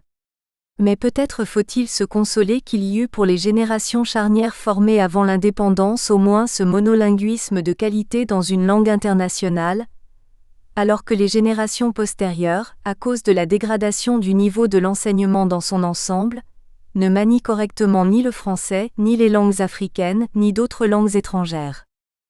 S'agissant surtout du français, il faut ajouter que le départ de l'agrégé de grammaire, Senghor, de la tête de l'État sénégalais, a contribué à accroître la tendance au bredouillage linguistique à certains hauts niveaux de l'État censés être des modèles. Peut-être est-ce ici le lieu de rapporter une rumeur largement répandue dans les milieux intellectuels sénégalais, selon laquelle le président Senghor veillait à la correction écrite et orale du français de ses ministres et proches, et n'hésitait pas à corriger leurs fautes, incitant ainsi chacun d'entre eux à se perfectionner et à se surpasser même quand le niveau originel se révélait moyen. Le cabinet et le palais présidentiel sangorien avaient en quelque sorte valeur de véritables bains linguistiques du français. La francophonie par l'exemple pratiqué à partir des plus hautes sphères de l'État. Venez s'y ajouter que les ministres de Senghor, à quelques exceptions près, avaient un niveau intellectuel et surtout culturel appréciable même quand ils n'avaient pas fait des études supérieures. Citation exemplaire de maître en histoire et géographie, MM. Lorenzini et Brigot. Pour revenir à la problématique de la quête de l'excellence caractérisant l'enseignement dispensé au lycée Faidherbe de l'époque pré-indépendance, il faut surtout dire qu'un professeur comme M. Lorenzini n'avait assurément, en histoire et géographie, rien à envier à ses collègues des autres matières.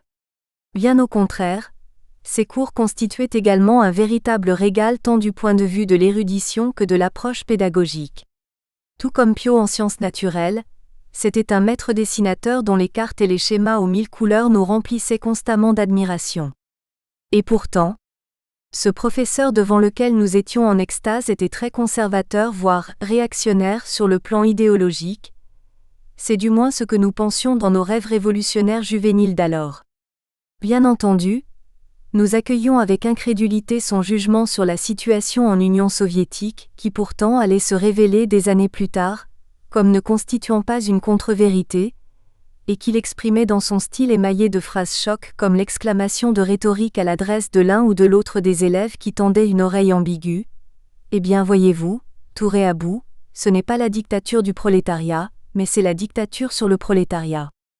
Ayant récemment informé le condisciple concerné, devenu depuis professeur de langue et littérature française à l'École normale supérieure de Dakar, de mon projet de réaliser les présents mémoires, sa réaction, pas du tout surprenante, a été « oui ». Nos illusions de jeunesse. Ces illusions constituent la toile de fond de ma narration, qui doit permettre l'établissement d'un bilan et la formulation d'une prospective relative à l'évolution dans nos sociétés de l'ère du déclin du communisme et du triomphe de l'économie de marché avec la mondialisation comme corollaire. Les mises en garde contre l'idéologie marxiste-léniniste n'émanaient pas que de Lorenzini, mais également des autres professeurs d'histoire et de géographie, même si leur prise de position était plus timide et leur discours moins percutant. Il faut dire qu'ils nous apparaissaient moins brillants que leurs collègues, et donc moins sûrs de pouvoir compter sur notre mansuétude de jeunes contestataires. Ayant atteint l'âge mûr après le baccalauréat, nous allions nous rendre compte que nos appréciations d'élèves sur la scientificité des cours de certains de ces enseignants étaient peut-être teintées de présomption, confrontés que nous étions alors à des publications de valeur internationale dont ils étaient les auteurs et qui interdisent qu'on ne leur accorde pas une mention spéciale dans l'évocation du glorieux passé du lycée Faidherbe. Le cas de Félix Brigot fut assez instructif et typique dans cet ordre d'idées. Né en 1906 à Maringues dans le Puy-de-Dôme en France, Brigot fut nommé en 1933 professeur de géographie et de grec au lycée Faidherbe où il exerça sans discontinuité jusqu'en 1967. En 1959, il devint directeur du Centre de recherche Institut français d'Afrique noire IFAN, du Sénégal baptisé finalement après l'indépendance Institut fondamental d'Afrique noire. Il a été président de la section saint-louisienne de l'Alliance française entre 1963 et 1967. Le lycée Faidherbe de Saint-Louis, en tant que creuset de l'excellence et de la MULTICULTURALITE. Citation exemplaire d'élèves des premières promotions après la Seconde Guerre mondiale et tant que spécimen. Fernand Brigot. Il faut reconnaître au demeurant que sans une certaine puérilité qui nous animait en tant que jeunes lycéens, nous aurions mieux appréhendé le rôle positif que pouvait jouer Brigot au sein du corps enseignant en tant que professeur d'histoire et de géographie ayant des attaches saint-louisiennes. Brigot se maria à une Saint-Louisienne appartenant à la famille Guillabert, l'une des plus célèbres de l'ancienne capitale sénégalaise. Le fils, Fernand, était un de nos condisciples faidherbiens estimés de tous et qui surprenait plus d'un interlocuteur avec son physique albo-européen et sa maîtrise parfaite de la langue négro-africaine wolof. Plusieurs d'entre nous allaient se retrouver plus tard à Toulouse comme camarades d'études supérieures de Fernand, qui y continua à vivre tout naturellement selon le mot de Senghor, son métissage culturel, réaffirmant ainsi la justesse de l'éducation qu'avaient dû lui donner ses parents. Dans l'occurrence, Il n'est pas nécessaire d'insister outre mesure sur la donnée que la spécificité de la ville de Saint-Louis à l'époque et celle concomitante du recrutement des élèves de Faidherbe originaires de toute l'AOF et du Togo, parmi lesquels de jeunes métis de bonne famille, faisaient de cet établissement un creuset par excellence du métissage culturel, où nous côtoyons en toute harmonie et camaraderie, voire parfois dans l'amitié la plus naturelle, des condisciples du même profil génétique que Fernand Brigaut. Il y avait pour nous, à titre d'exemple, et dans le désordre, Christian Valentin, Charles et Claude Legros, les Pichonniers, Louis Audibert, Bernard et Juliette Rieumayol, Louis, Joseph et Raymond Nègre, Ferdinand Sangaret, Gilbert Grunitzky, Ferdinand Diarra, Euloge et Blaiseray. Dans l'ensemble, ces condisciples ne se contentèrent point d'être des descendants d'illustres personnalités, mais se hissèrent aussi, à l'issue de leurs études, à de hautes positions, confirmant de rechef le niveau d'excellence de l'enseignement reçu au creuset multiculturel du lycée Faidherbe. Fernand Brigaut, que je connais bien, pour l'avoir eu comme condisciple aussi bien à Faidherbe qu'à Toulouse, a consacré toute sa carrière professionnelle à l'un des domaines les plus aléatoires des économies de nos jeunes nations, ce qui dénote de sa part une réelle opiniâtreté, à savoir l'aviation commerciale. Il a fait partie de ceux qui ont mis la compagnie multinationale Air Afrique sur la rampe de lancement, et qui ont contribué à promouvoir sa splendeur du temps surtout de Sheikh Fall en tant que directeur général, ceux qui sont restés fidèles à la compagnie et ont lutté désespérément pour la sauver quand son existence a été menacée à cause de la gabegie des gouvernants qui en usaient gratuitement comme de leur propriété privée.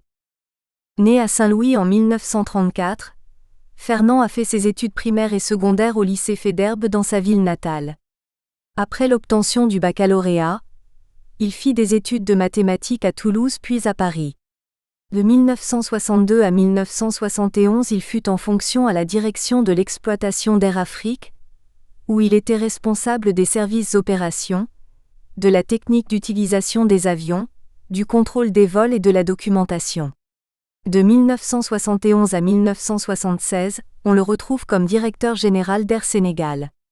Puis il revint à Air Afrique en 1976 pour y rester jusqu'en 1994 avec les responsabilités suivantes. 1976 à 1988, chef de la division marketing. 1988 à 1989, directeur commercial par intérim. 1989 à 1994, représentant d'Air Afrique pour l'Amérique du Nord. De 1995 à 2001, Fernand a été consultant. Joseph Nègre et Ferdinand Sangaret. En guise de paradigme, j'aimerais, à ce stade de mon développement, m'appesantir un peu sur le cas des frères Louis et Joseph Nègre, ainsi que sur celui de Ferdinand Sangaret, tous trois originaires de l'ancien Soudan français devenu la République du Mali. Cet appesantissement est motivé par le profil de ces faïdherbiens en tant que grands bâtisseurs de l'Afrique indépendante, mais qui, comme de coutume, risque d'être oublié par les historiographes officiels qui ne s'intéressent qu'aux faits et gestes des politiques, pour ne pas dire des politiciens. Et en l'occurrence, cette mise en exergue paradigmatique est d'autant plus fondée que Joseph Nègre et Ferdinand Sangaret, qui étaient des cousins, sont déjà décédés, l'un en 1990 et l'autre en 1991 à Abidjan, alors qu'ils se trouvaient pleinement engagés dans la bataille pour le développement de l'Afrique. Louis Pascal, aîné des frères Nègre, vient tout juste de les rejoindre dans l'au-delà en l'année 2001 du début de millénaire. Il s'était installé à Saint-Louis du Sénégal après sa retraite, où il m'avait reçu dans son appartement-ci à l'avenue Blaise Diagne angle Blanchot au nord, à propos des présents mémoires. Il retiendra davantage mon attention. Il est en effet le modèle du haut fonctionnaire africain compétent dont les dirigeants politiques étaient intellectuellement tributaires, et que les nécessaires ouvrages de référence sur notre continent ardemment désirés ne pourront ignorer. En attendant, retenons de son frère Joseph qu'il fut un brillant scientifique en tant qu'ingénieur de radio-télévision. Il occupa une position de premier plan à Radio France Internationale avant d'aller faire bénéficier Niamey, la capitale du Niger, de son expertise. Le président Houphouët-Boigny, qui avait un bon flair pour les hautes capacités africaines, l'appela sans tarder à Abidjan où il devint un des piliers de la jeune télévision nationale ivoirienne et exerça concomitamment les fonctions de professeur au centre de formation des techniciens de la télévision. C'est également le président Houphouët-Boigny qui invita personnellement le non moins brillant Ferdinand Sangaré à venir en Côte d'Ivoire mettre ses grands talents intellectuels au service de l'ambitieuse jeune République des lagunes et du cacao. Féru de mathématiques et de sciences naturelles et physiques, Ferdinand fit des études d'agronomie tropicale, entre autres, à la célèbre maison carrée algéroise de l'époque, l'Institut d'agronomie tropicale, d'où il sortit comme ingénieur. Il exerça ensuite les fonctions de directeur général de l'institution panafricaine OCLALAV. Organisation commune de lutte antiacridienne et anti-aviaire, dont le siège est à Dakar. Une fois à Abidjan comme ingénieur à Palme-Ivoire, il gravit rapidement les échelons et devint secrétaire général de la cheville ouvrière de cette grande société d'État pour la commercialisation et le traitement des fruits du palmier à huile, production, entre autres, d'huile, de tourteau, de savon, etc. Joseph Nègre étudiant à Rennes, 1960. Il n'y a aucun doute qu'avec Ferdinand Sangaré et Joseph Nègre, la Côte d'Ivoire, mais aussi l'ensemble de l'Afrique, ont perdu d'éminents multiplicateurs d'acteurs de développement dont le remplacement n'a pas dû être aisé si jamais il a même pu avoir lieu au vu de la baisse de niveau constatable dans tous les ordres d'enseignement de nos pays. Et à propos de niveau d'enseignement, l'aîné de Joseph, Louis-Pascal Nègre, a judicieusement attiré mon attention sur le fait qu'à l'époque pré-indépendance où ils furent reçus à l'entrée aux grandes écoles et autres concours dont l'agrégation, les candidats de l'AOF passaient les concours dits A, c'est-à-dire qu'ils composaient exactement dans les mêmes conditions que les Français. Ils étaient classés suivant leurs résultats intrinsèques sans prise en compte d'une quelconque liste complémentaire ou un quelconque quota en faveur des Africains. Dans le cadre de ce système rigoureux, les premiers faïderbiens qui furent reçus au concours d'entrée à des grandes écoles en France étaient justement, outre Louis Nègre, des condisciples de sa promotion arrivés au lycée en novembre 1940 et ayant obtenu le baccalauréat en 1946 à 1947. Il faut citer Abdoul Aziz Wayne qui devint le premier centralien africain avec son admission en 1951 à l'École centrale des arts et manufactures de Paris, après avoir préparé le concours d'entrée au prestigieux lycée Louis-le-Grand, devenu un remarquable ingénieur et rentré au Sénégal. Il n'eut malheureusement pas suffisamment de temps pour mettre ses connaissances en pratique puisqu'il disparut prématurément lors d'un stupide accident de la circulation pour un technicien comme lui sur une route nationale. La barre de direction de sa voiture s'étant bloquée, il heurta le véhicule qu'il était en train de doubler. Ferdinand Sangaré. Khalilou Sali. Outre Abdoul Aziz, la promotion compte Khalilou Sall admis à l'École supérieure d'électricité.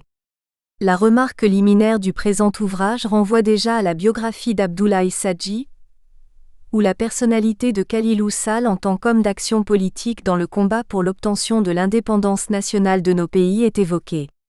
Mais c'est ici le lieu de mettre en exergue que Khal, comme l'appellent ses intimes, a surtout été un homme d'action de développement. Louis Nègre a tenu à porter un témoignage personnel sur ses deux camarades de promotion quand il écrit, entre autres, « Je voudrais seulement dire que j'éprouve pour Sall Ralil une grande admiration et une affectueuse amitié. C'était sans aucun doute, avec le regretté Wayne Abdoul Aziz prématurément arraché à mon affection en 1963, il a été le témoin de mon mariage civil à Paris en 1954, les plus brillants et les plus doués de notre promotion au lycée Faidherbe. Membre fondateur du PAI à une époque où il fallait du courage pour parler d'indépendance politique, Sall a été un grand militant, qui n'a pas hésité à sacrifier une bonne partie de sa carrière à ses convictions et à son engagement politique. Je me devais de lui porter ce témoignage. Ce témoignage d'une profonde amitié, venant d'un homme de rigueur ayant toute sa vie servi l'Afrique avec une grande compétence, encourage bien entendu à mieux connaître l'homme qui en est l'objet. Par un retour dialectique, il faudra ensuite faire connaissance plus amplement avec la vie de celui qui confesse une telle amitié, conformément à la pensée tirée des livres de sentences du philosophe chinois Confucius qui conseille « Ne contractez pas de liaison d'amitié avec des personnes inférieures à vous-même ». Papa Khalilou Sall, comme l'appelle son ami Louis Nègre, est né le 3 octobre 1926 à Saint-Louis du Sénégal. Il avait ce faisant de qui tenir puisque son père fut l'un des premiers intellectuels sénégalais d'envergure. Madiaga Sall avait fait partie de la toute première promotion d'instituteurs de l'école normale de Gorée. Cette promotion avait compté dans ses rangs d'autres Nord-Maliens qui ont plus tard marqué de leur empreinte l'histoire de l'Afrique. Il faut citer surtout Fili Dabo Sissoko, originaire de l'ancien Soudan français devenu plus tard la République du Mali, qui a joué un rôle politique de premier ordre dans l'ancienne Afrique occidentale française, AOF. Déjà, lors des élections pour l'Assemblée nationale constituante française de 1945, il fut élu au deuxième tour député de la circonscription électorale constituée par le Soudan et le Niger. Gabriel Darboussier, l'un des premiers camarades de lutte du président Houphouët au Rassemblement démocratique africain dont il fut le secrétaire général, a dans ses mémoires tracé un portrait bref et pertinent de l'homme politique malien en écrivant entre autres Fili Dabo Sissoko, directeur d'école, chef de canton du cercle de Bafoullabé, passionné d'histoire et de philosophie, avait eu une carrière administrative mouvementée, émaillée incidents, car il militait activement pour les droits des Africains, du peuple noir, comme il aimait à le dire. Pendant la guerre, il avait fait partie du mouvement de résistance locale comme vice-président de l'association France-URSS. Il est significatif que Madiaga Sali lui-même ait fait, comme instituteur, carrière au pays de son compagnon d'études Fili Dabo, ayant ainsi contribué à la formation de nombreux futurs cadres maliens et par conséquent à une belle illustration historique de l'unité africaine. Son fils Kalilou obtint la deuxième partie du baccalauréat dans la série mathématiques élémentaires en 1947. Cette série enregistra la même année la réussite de Yaré Fall, également d'ascendance saint-louisienne, né le 16 juillet 1925 dans la Cité du Nord. Tous deux furent envoyés à Toulouse en classe préparatoire aux grandes écoles. Yaré Fall allait quitter cette préparation pour s'inscrire en chimie à la faculté. Il devint effectivement un bon professeur de lycée en physique-chimie, essentiellement au lycée de Kaolack devenu aujourd'hui lycée Valdiodio Ndiaye, avant de se retrouver finalement dans l'administration comme proviseur et singulièrement du lycée Abdoulaye Sadji de Rufisque et du lycée Malick Sy de Thiès. Kalilou, pour sa part, réussit de 1947 à 1949 à mathématiques supérieures et spéciales. En 1948, il obtint le certificat de mathématiques générales. Il fut admis au concours d'entrée à l'École supérieure d'électricité de Paris, précisément en 1950 où il devint ingénieur diplômé en juillet 1952. Arrivé à cette école, il y trouva le grand Cheikh Fall dont l'histoire retiendra fondamentalement qu'il était devenu par la suite l'un des plus performants et des mieux respectés patrons de la compagnie aérienne multinationale Air Afrique. De Dr âgé, Grand Cheikh Fall, président-directeur général d'Air Afrique, Idrissa Seydi, homme d'affaires, Ousmane Noël Mebaye, économiste banquier. Après l'obtention du diplôme de fin d'études, Kalilou a passé d'abord une année, 1952 à 1953, comme ingénieur d'études à la Compagnie Générale de Nancy. Ensuite il fut engagé comme ingénieur d'essai, 1953 à 1956, à la Compagnie électromécanique de Lyon. De 1956 à 1957, il assuma les fonctions de directeur technique adjoint de la Compagnie des eaux et électricité de l'Afrique occidentale à Dakar. Il était le seul ingénieur sorti d'une grande école parmi un groupe constitué de techniciens français, qui ne manquait aucune occasion pour lui manifester leur étroitesse d'esprit. Cela ne dura d'ailleurs qu'une seule et unique année jusqu'en 1957, grâce à l'initiative des syndicalistes africains de la Régie des chemins de fer de l'AOF et des Ibrahim Assar, héros de la grande et longue grève de la Fédération des cheminots, qui dura 160 jours, du 11 octobre 1947 au 19 mars 1948. Sarr était alors secrétaire général des dits syndicalistes. Ils furent en effet 4 ingénieurs africains à être d'un seul coup recrutés en 1957, pour assumer d'abord les fonctions de contremaître dans les ateliers, ensuite celle de sous-chef d'atelier. Un Malien du nom de Sissoko, et 3 Sénégalais, Birama Fall, Kalilou Sall et Abdoulaziz Wayne. Sur le plan de l'engagement politique, l'année 1957 fut également déterminante pour Kalilou dans la mesure où il participa à Thiès, le centre de la Régie, à la fondation du Parti africain de l'indépendance, PAI.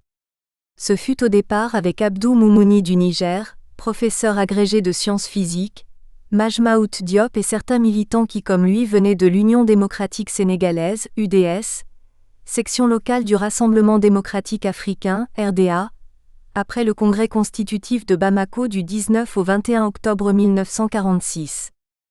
À la suite du référendum organisé par le général de Gaulle, le 28 septembre 1958, du nom de la Guinée et de son accession à l'indépendance, Kalilou fit partie des cadres non guinéens venus à Conakry prêter main forte au gouvernement de Sékou Touré que Paris avait décidé de mettre à genoux en retirant ses fonctionnaires dans un délai de 2 mois, et en suspendant les opérations d'équipement sans aucune initiative nouvelle. Conformément à la communication remise dès le 29 septembre 1958 au matin au nouveau chef d'État guinéen, par Jean Risterucci, inspecteur général des affaires administratives de l'AOF, arrivé à Conakry le jour même du référendum.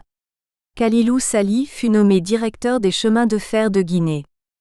En réalité, tous les facteurs semblaient être réunis pour que cet ingénieur compétent diplômé de Super Elec joua en Guinée un rôle d'avant-garde.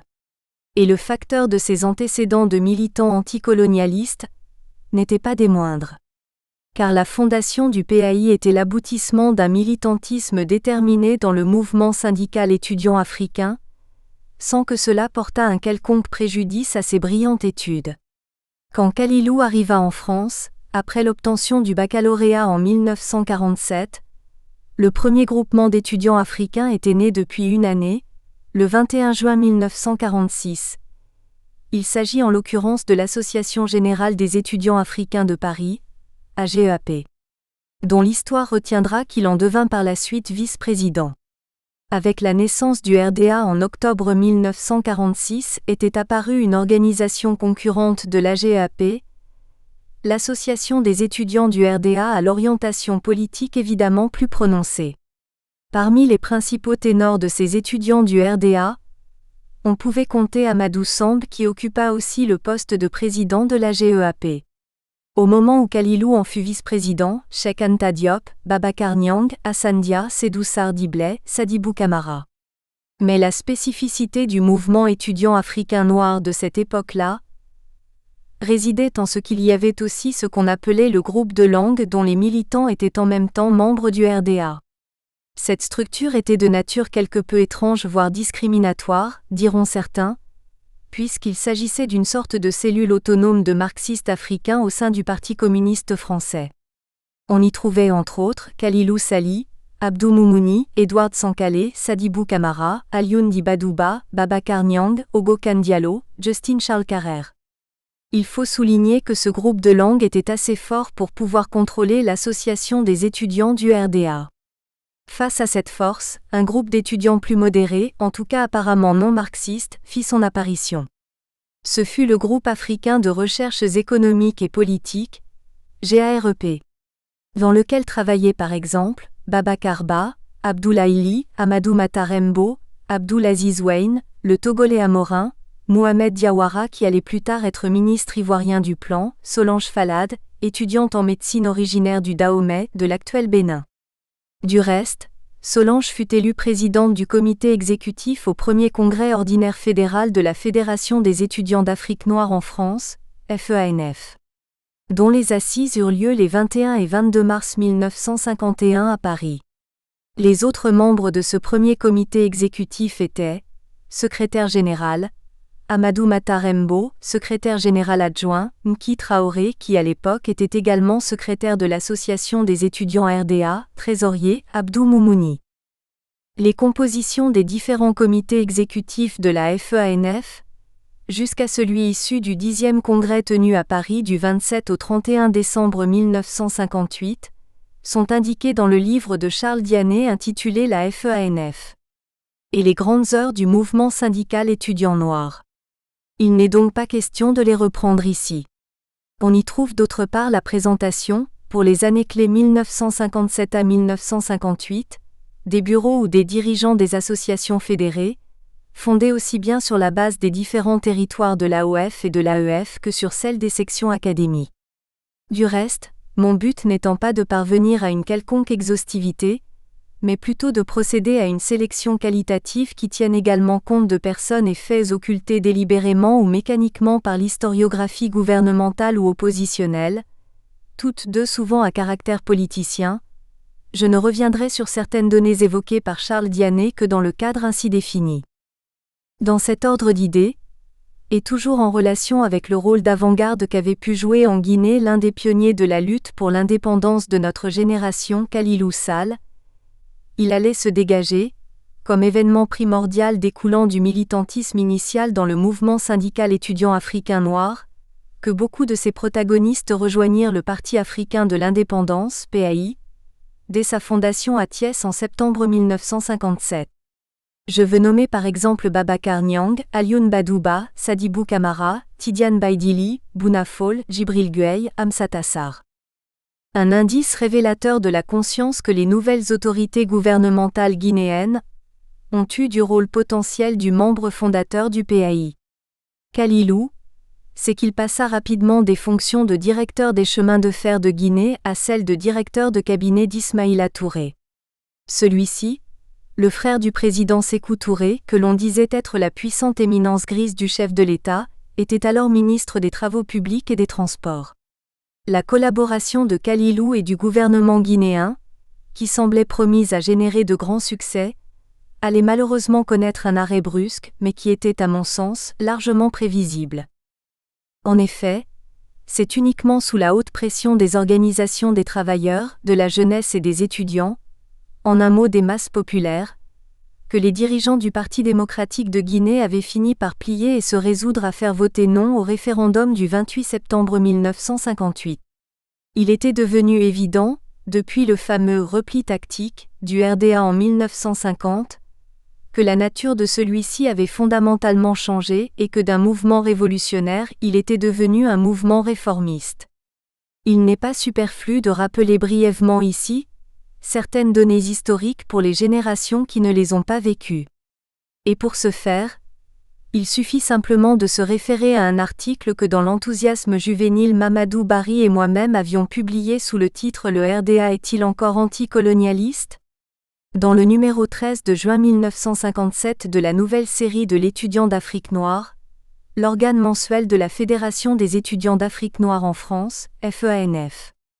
Nous écrivions entre autres Kalilou Sall, président des étudiants africains de Lyon, 1954. Après la victoire commune remportée contre le fascisme hitlérien, tous les peuples hier dépendants aspirent à la liberté et à l'indépendance. C'est ce courant d'émancipation qui a été à l'origine de la naissance du RDA, mouvement de masse authentiquement africain, et dont les principes fondamentaux énoncés au congrès de Bamako ont été repris en octobre 1948 à Dakar par le comité de coordination présidé par Houphouët-Boigny. Dans toute l'Afrique noire, les Africains avaient déjà montré qu'ils étaient prêts à mourir pour ce grand idéal qui animait en même temps le peuple vietnamien et les peuples d'Afrique du Nord, la liberté. Sous la pression de la réaction et des grands tenants du capital financier, les parlementaires RDA pris de panique devant l'ampleur de la répression organisée contre les patriotes africains, dépassés par ce mouvement qu'ils avaient eux-mêmes lancé, décidèrent sous prétexte d'un repli tactique de se désapparenter du groupe parlementaire communiste.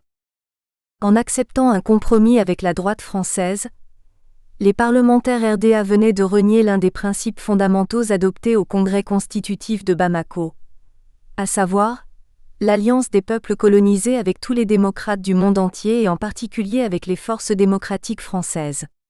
Pour marquer leur volte-face politique et pour mieux mériter de la réaction, le groupe parlementaire RDA s'abstenait pour la première fois dans un vote concernant la guerre au Vietnam. Mais François Mitterrand, alors ministre des Colonies, jugea d'après le témoignage de Gédar Boussier que ce vote était insuffisant, et c'est sur un ton à la fois sarcastique et menaçant qu'il s'adressa à Houphouët dans les couloirs du Palais Bourbon. « Alors, monsieur Houphouët, on se rebelle contre le gouvernement. Nous sommes attaqués en Indochine, et vous refusez à nous soutenir. » Après ce vote sur la guerre du Vietnam, ce fut l'abstention des députés RDA dans le vote sur le réarmement de l'Allemagne revancharde de Bonn.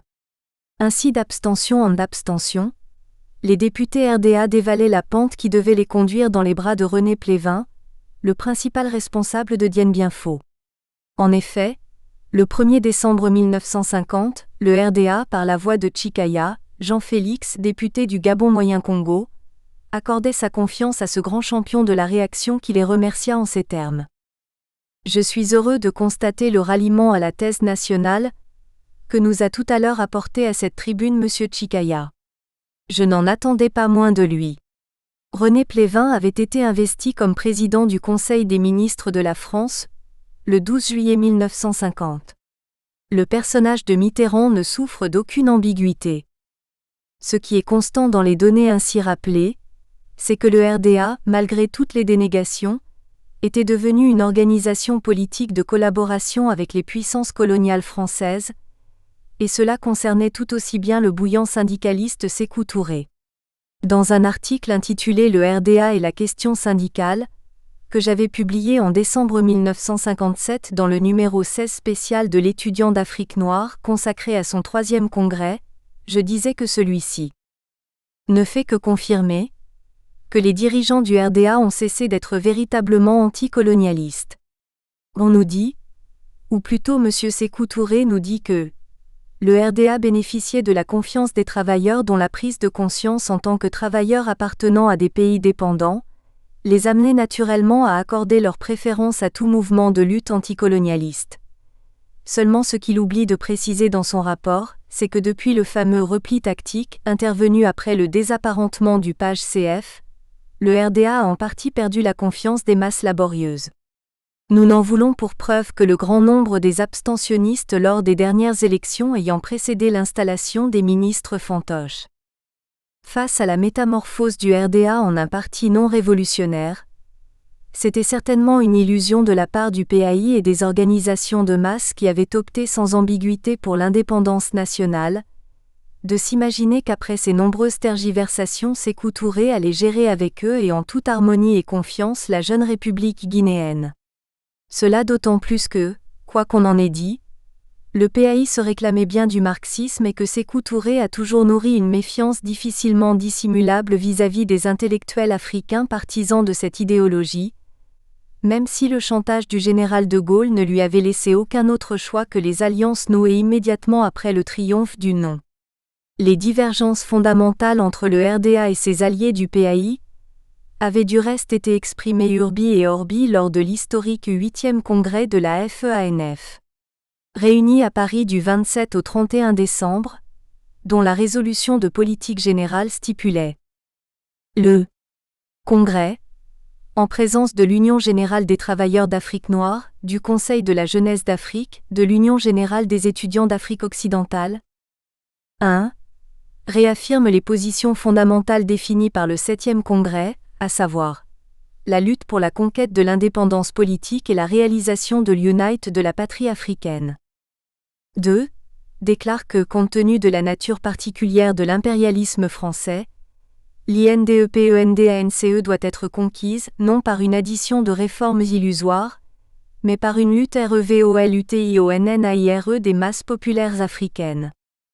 La FANF, consciente de ses responsabilités propres, s'engage à redoubler d'efforts pour accélérer la prise de conscience politique de ces masses, à lutter à leur côté pour la libération totale des peuples d'Afrique. 3. Salue d'ores et déjà la lutte héroïque du peuple et des patriotes camerounais, et s'engage à tout mettre en œuvre pour qu'un soutien effectif leur soit apporté sur le plan africain comme sur le plan international. En application conséquente du choix non ambigu pour l'indépendance nationale, le PAI et ses alliés envoyèrent donc plusieurs de leurs cadres en Guinée faire échec à la tentative du général de Gaulle de punir de façon humiliante le peuple guinéen d'avoir bravé son orgueil et osé voter non au référendum. Parmi les cadres concernés, il y avait aussi, comme autres Sénégalais, Amsata Sarr, professeur de philosophie, devenu dans un premier temps directeur de cabinet de Diawadou Barry, alors ministre de l'Éducation, et ensuite secrétaire général de l'Assemblée nationale dont le président était Saïfoulé Diallo, et enfin secrétaire général du gouvernement. Un autre militant clé de l'expédition sénégalaise venue au secours de Sékou Touré, c'était Seyni Niang, professeur de mathématiques et dirigeant du PAI, dont les démêlés avec la police politique guinéenne allaient précipiter le départ définitif de Kalilou et de nos camarades du PAI, de la Guinée-Conakry. Ce qu'il faut rappeler, c'est que le PAI originel fut un parti fédéral, voire panafricain, ne serait-ce que parce que l'un de ses membres fondateurs était le professeur agrégé de sciences physiques Abdou Moumouni. Il réunissait les membres actifs originaires de tous les territoires de l'AOF et de l'AEF. Et lorsqu'intervint soudain l'indépendance de la Guinée, beaucoup de jeunes nouveaux citoyens guinéens en étaient des militants et non point membres du Parti démocratique de Guinée, PDG de Sékou Touré. Bien sûr, une telle situation n'était pas faite pour lui plaire, mais les camarades guinéens du PAI de l'époque, singulièrement ceux envoyés dans le camp socialiste, et assez nombreux en République démocratique allemande pour faire leurs études, rejetaient toute idée d'intégrer inconditionnellement la section guinéenne du RDA. Dans Abdoulaye Sadji. Biographie. J'ai déjà rendu compte de l'atmosphère malsaine de prétendus complots et conjurations qui prédominait à Conakry en ce temps-là, pour ne pas avoir à y revenir ici. Je voudrais néanmoins évoquer ici un événement typique de l'agitation à la Gestapo version Sékou Touré, ou plutôt Ismaël Touré. Événement d'autant plus symptomatique que je l'ai vécu ensemble avec Kalilou Sall, Amsat Assar, David Diop et d'autres camarades accourus alors pour secourir la Guinée. L'événement aurait dû à l'époque mettre la puce à l'oreille de chacun d'entre nous. Professeur de lettres classiques et poète, David Diop avait accepté en tant que membre du PAI d'assurer les fonctions de directeur de l'école normale de Kindia. L'occasion lui fut offerte de la présence d'un certain nombre de camarades en Guinée pendant les grandes vacances d'hivernage de 1960, d'organiser durant un week-end une réception amicale dans l'enceinte de son établissement. C'était comme qui dirait une manière de démontrer que les nouveaux assistants techniques africains de la toute jeune République de Guinée s'y trouvaient à l'aise. Et ce fut effectivement une belle fête avec hébergement compris jusqu'au dimanche soir. David Diop, en grand maître de cérémonie, nous tint en haleine par l'improvisation de poèmes dont il avait le secret. Mamadou dit Petit Barry lui prêta une forte main lyrique. Kalilou Sall se révéla un anecdotier averti et humoriste. Chacun de nous apporta sa contribution sous la forme d'une mélopée traditionnelle, ou d'une brève allocution, d'un air révolutionnaire, etc. Yvette Messirel, l'épouse de David, émut tout le monde. David le premier, avec la chanson de l'époque, quand il me prend dans ses bras, me dit des mots tout bas, je vois la vie en rose. C'est comme si tout se passe aujourd'hui, et pourtant il y a plusieurs décennies qu'Yvette et David nous ont tragiquement quittés dans une catastrophe aérienne au large de Dakar. Ce soir à Kindia, c'était la dernière fois que je les ai vus. La surprise du week-end festif qu'ils nous avaient offert en cet hivernage de 1960 fut de taille. Pour soutenir l'animation, notre ingénieur Kalilou avait prévu que les différentes contributions puissent être enregistrées et réécoutées. Le dimanche soir avant que nous nous séparâmes pour en majorité retourner à Conakry, deux individus en civil à la mine patibulaire qui se révélaient être des flics, se présentèrent à David Diop pour exiger que leur soient remises les bandes enregistrées. Nous avions d'abord cru à une blague, mais il fallut se rendre à l'évidence qu'il n'en était rien et s'exécuter. Bien sûr que nous en avons ri, car les bandes ne contenaient rien de subversif. Seulement, nous avions ainsi la preuve palpable que la confiance ne régnait absolument pas entre le régime guinéen et les cadres engagés dans la bataille pour la défense et la consolidation du tout jeune État. Seyni Niang, à gauche, 1956 en France, avec Yahya Kane, homme d'affaires, époux de Maïmouna Kane née Ndongo, magistrat et ancien ministre. La collaboration avec Kalilou Sall, Amsat Assar, David Diop, Seyni Niang, etc., continuait néanmoins d'aller son petit bonhomme de chemin. Kalilou continuait d'assurer ses fonctions de directeur des chemins de fer de Guinée, lorsque survinrent les élections municipales au Sénégal, le 31 juillet 1960. Que soit rappelé ici le compte-rendu que m'en avait fait mon père dans une lettre datée du 13 août, et qui figure dans sa biographie. Je t'apprends qu'à la suite des élections municipales au Sénégal, plusieurs arrestations ont été opérées, notamment à Saint-Louis où Mage, armé dit-on d'une mitraillette, a semé la terreur et provoqué l'arrêt du déroulement des votes. Blessé, puis arrêté, il a été enchaîné sur son lit d'hôpital, ensuite on l'a transporté à la prison. Le gouvernement sénégalais a dissous le PAI. À la suite de quoi les militants du PAI qui se tenaient devant le local du parti, rue de Bayeux, ont été appréhendés. Sall Ralil, qui venait de la Guinée, le docteur Bahamat, le docteur Folchek Tidiane.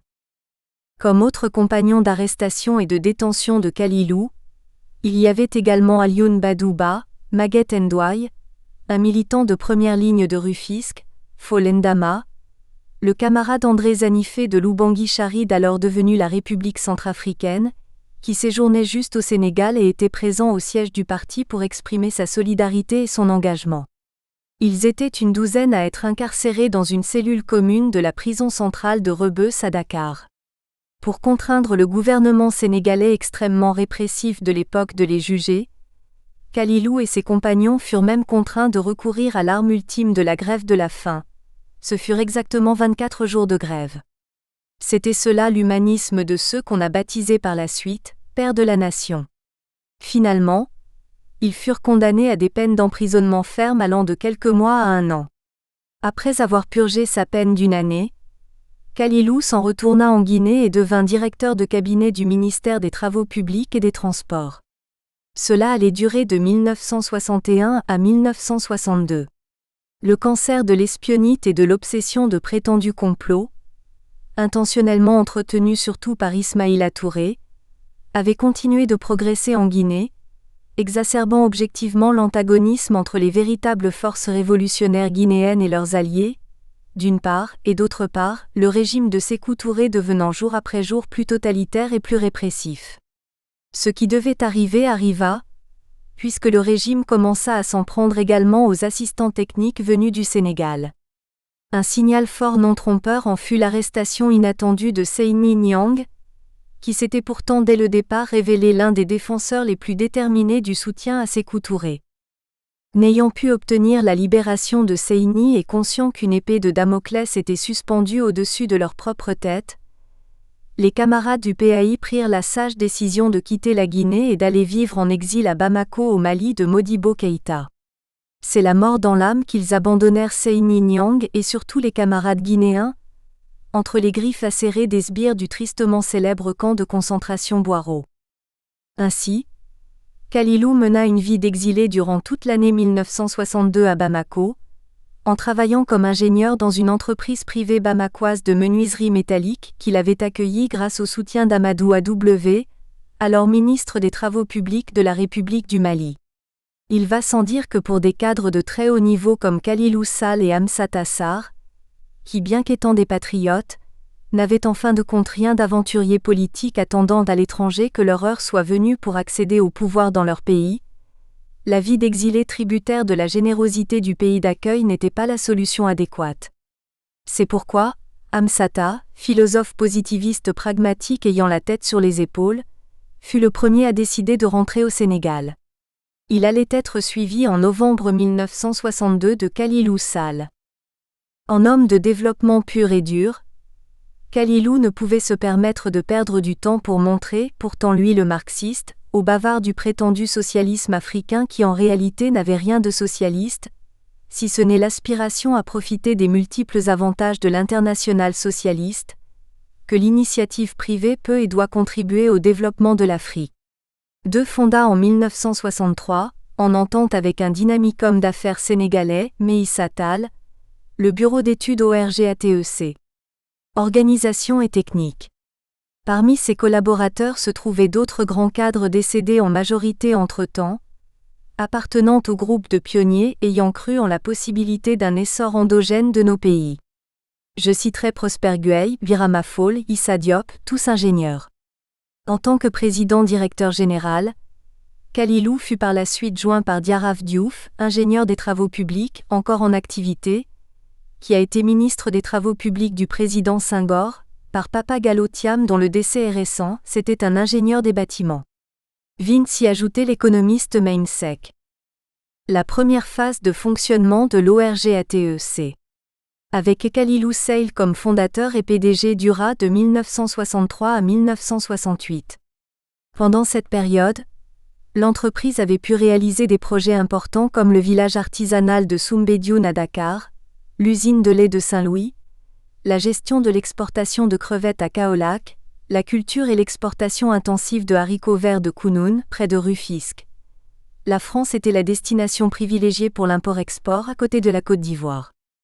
En 1968, le directeur de la Régie des chemins de fer du Sénégal, Faliba, démissionna.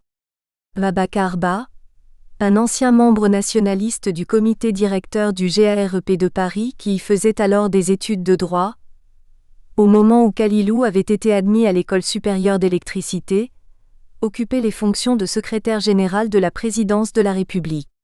Son soutien permit le remplacement du directeur démissionnaire par Khalilou Sali qui dirigea ainsi l'entreprise avec compétence et enthousiasme de 1968 à 1971, avec des initiatives hardies et bien accueillies par la population d'assainissement, de modernisation, de rationalisation et de planification rigoureuse des horaires.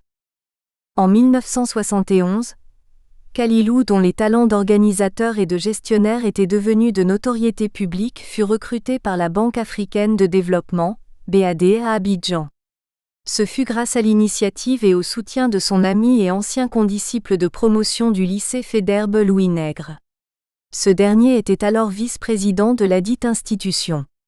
Ainsi, Khalilou y fut de 1971 à 1973 sous-directeur des opérations chargé des projets, de 1973 à 1974, directeur adjoint des opérations, de 1974 à 1977, directeur des opérations. À la fin de sa mission à la BAD, Khalilou Sall rentra au Sénégal et reprit l'ORGATEC. Comme président-directeur général, en lui insufflant une nouvelle dynamique apportée de ses riches expériences acquises à la BAD. L'organisme put de ce fait de 1977 à nos jours inscrire à son actif la réalisation de nombreux projets et études de développement dont les plus importants étaient les suivants. L'école de pêche de Nouadhibou en Mauritanie, l'interconnexion des réseaux électriques d'Afrique de l'Ouest financée par l'Union économique et monétaire de l'Ouest africain, UEMOA, l'ORGATEC, avait gagné l'appel d'offres et a pu totalement terminer l'étude. Évaluation de l'impact des ouvrages de l'OMVS sur l'environnement pour toute la vallée du fleuve Sénégal. Cette étude fut financée par l'institution américaine USAID. Et constituait une conditionnalité pour le financement des projets de l'Organisation de mise en valeur du fleuve Sénégal, OMVS. Diagnostic de l'entretien routier au Sénégal. Expertise de l'organisation de l'entretien du matériel des travaux publics. Participation à la direction de l'étude sur l'énergie dans la stratégie du développement du Sahel. Étude des limitations du trafic sur l'axe de transport de l'Agence transcongolaise de communication, ATC. Cette étude a permis la mise au point d'un plan d'investissement pour L'. Amélioration du transport par l'ATC. Participation au directoire des consultants qui ont conçu et étudié le projet du Centre régional d'énergie solaire, CRES. Étude du diagnostic du Fonds de la Communauté des États de l'Afrique occidentale, CEDEAO. À Lomé en vue de sa réorganisation. Étude de l'électrification de la partie continentale de la Guinée équatoriale avec identification d'un site hydroélectrique de production et électrification de 10 centres ruraux. Conception, lancement et coordination des études du Programme énergétique africain, PEA, de la BAD durant 3 ans. Rédaction des termes de référence et lancement de l'étude spécifique du PA sur l'énergie et l'environnement. Étude de l'amélioration des performances de l'axe multimodal du transport Dakar-Bamako. Étude de factibilité du projet de création des entrepôts du Sénégal à Bamako. Étude diagnostique du Fonds africain de garantie de coopération économique. Ancien fonds de l'Organisation commune africaine et mauricienne OCAM, en vue de la réorientation de ses activités vers les petites et moyennes entreprises et industries. Le rôle de concepteur scientifique et technique de Khalilou Sall, à la tête de l'ORGATEC. Depuis qu'il avait repris sa direction en 1977, s'était enrichi d'une dimension essentielle pour toute philosophie de développement fiable, celle de la revalorisation de la contribution des femmes africaines. C'est dans ce cadre qu'il a été responsable d'une étude générale sur la promotion de la femme dans la région du fleuve Sénégal. Cette étude a comporté 4 volets spécifiques susceptibles d'être rentablement exploités surtout dans le Sénégal de l'alternance, où les politiciens ne cessent d'emboucher la trompette de l'action primordiale des Sénégalaises. La femme et l'éducation, la femme et la santé, la femme et l'eau, la femme et le petit commerce et l'artisanat. Le sérieux de la structure dirigée par Khalilou, ainsi mise en exergue dans la prise en compte du rôle capital de la femme, et de surcroît attestée par le solide partenariat existant entre elle et le Comité économique de l'Afrique de l'Ouest, CEAO, instrument précieux de l'intégration du développement africain. On ne peut évidemment pas parler de Khalilou Sall en tant que constituant l'un des repères de la génération charnière dont il est question dans le présent ouvrage, sans appréhender de façon assez exacte sa contribution à la réflexion et à la pratique relative au développement de nos pays, dont il est définitivement avéré que ce ne sont pas les politiciens qui en détiennent les solutions. Il y a une véritable doctrine Khalilou Sall de développement, qui gagnerait à être connue pour la formation de la jeunesse africaine voire tiers-mondiste, doctrine fondée sur une perception de la technique en tant que mythe et réalité. Ces idées sont contenues dans différents travaux et publications.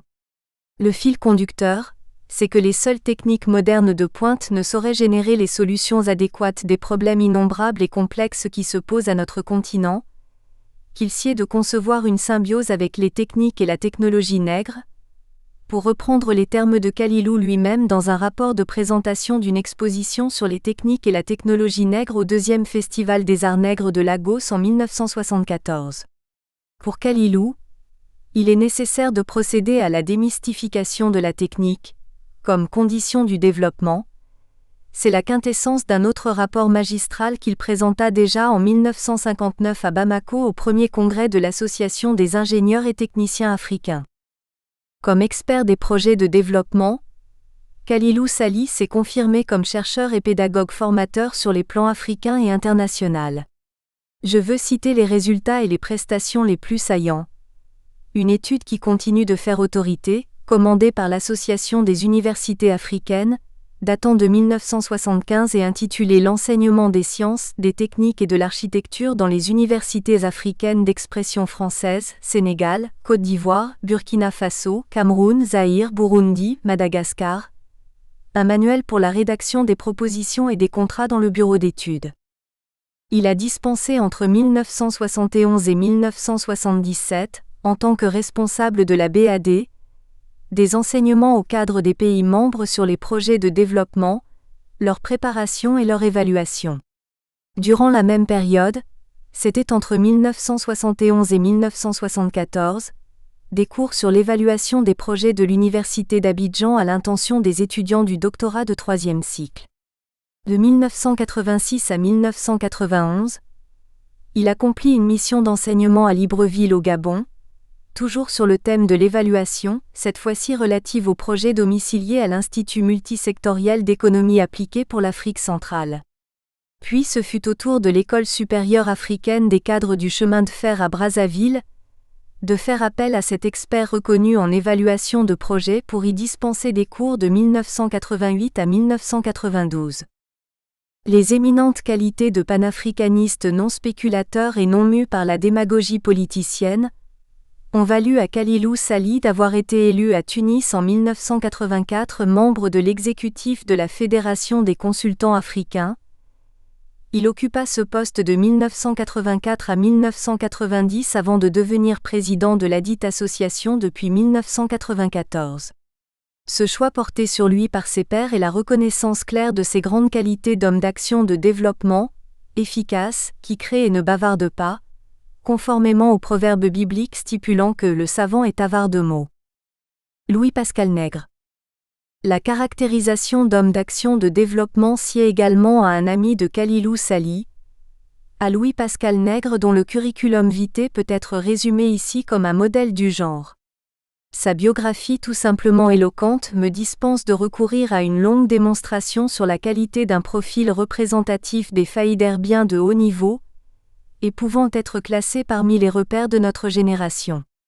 Après avoir obtenu le baccalauréat de l'enseignement secondaire en 1947, il alla préparer, au lycée Michel de Montaigne de Bordeaux, le concours d'entrée à l'École nationale de la France d'outre-mer, ENFOM. En 1952, il fut reçu au concours A. Qu'il s'agisse du concours A n'est pas un détail banal. Au départ, le concours classique ne connaissait aucune différenciation entre les candidats bacheliers quant à leur origine métropolitaine ou ultramarine. Par la suite, le concours fut subdivisé en 3 variantes. Le concours originel classique sus dénommé A, Le concours B qui recrutait parmi les fonctionnaires de l'administration coloniale, le concours C réservé aux bacheliers africains et malgaches. Après Louis Nègre comme premier Africain reçu au concours A, plusieurs furent admis à l'école dans les possibilités offertes par l'une ou l'autre des trois variantes, ou d'un de ces statuts spéciaux dont le système colonial français déclinant avait le secret dans ses habiles tentatives de garder le contrôle sur les cadres des futurs États africains. Louis Nègre, à gauche, signant, avec Michel Debré, ministre français de l'économie et des finances, des accords monétaires franco-maliens en décembre 1969. Il faut savoir qu'ayant, comme disent familièrement les premiers intéressés, intégré le NFOM. En 1952, Louis Nègre prépara et obtint en 1953 la licence en droit à la faculté de droit de l'Université de Bordeaux. En 1954, c'est le diplôme d'études supérieures d'économie politique à la faculté de droit et sciences économiques de l'Université de Paris. En 1965, il fut breveté de l'ENFOM. À Paris, en qualité d'administrateur de la France d'outre-mer. D'octobre 1955 à octobre 1960, affecté au Sénégal en tant que tel, il occupa les fonctions suivantes. 1955 à 1957 adjoint au directeur du Bureau du Plan du Sénégal à Dakar, 1957 à 1958, sous la loi cadre, conseiller technique du ministre de... Nous espérons que vous avez apprécié cet aperçu. Pour continuer à écouter ce livre audio sur Google Play Livres, utilisez le lien dans la description de la vidéo.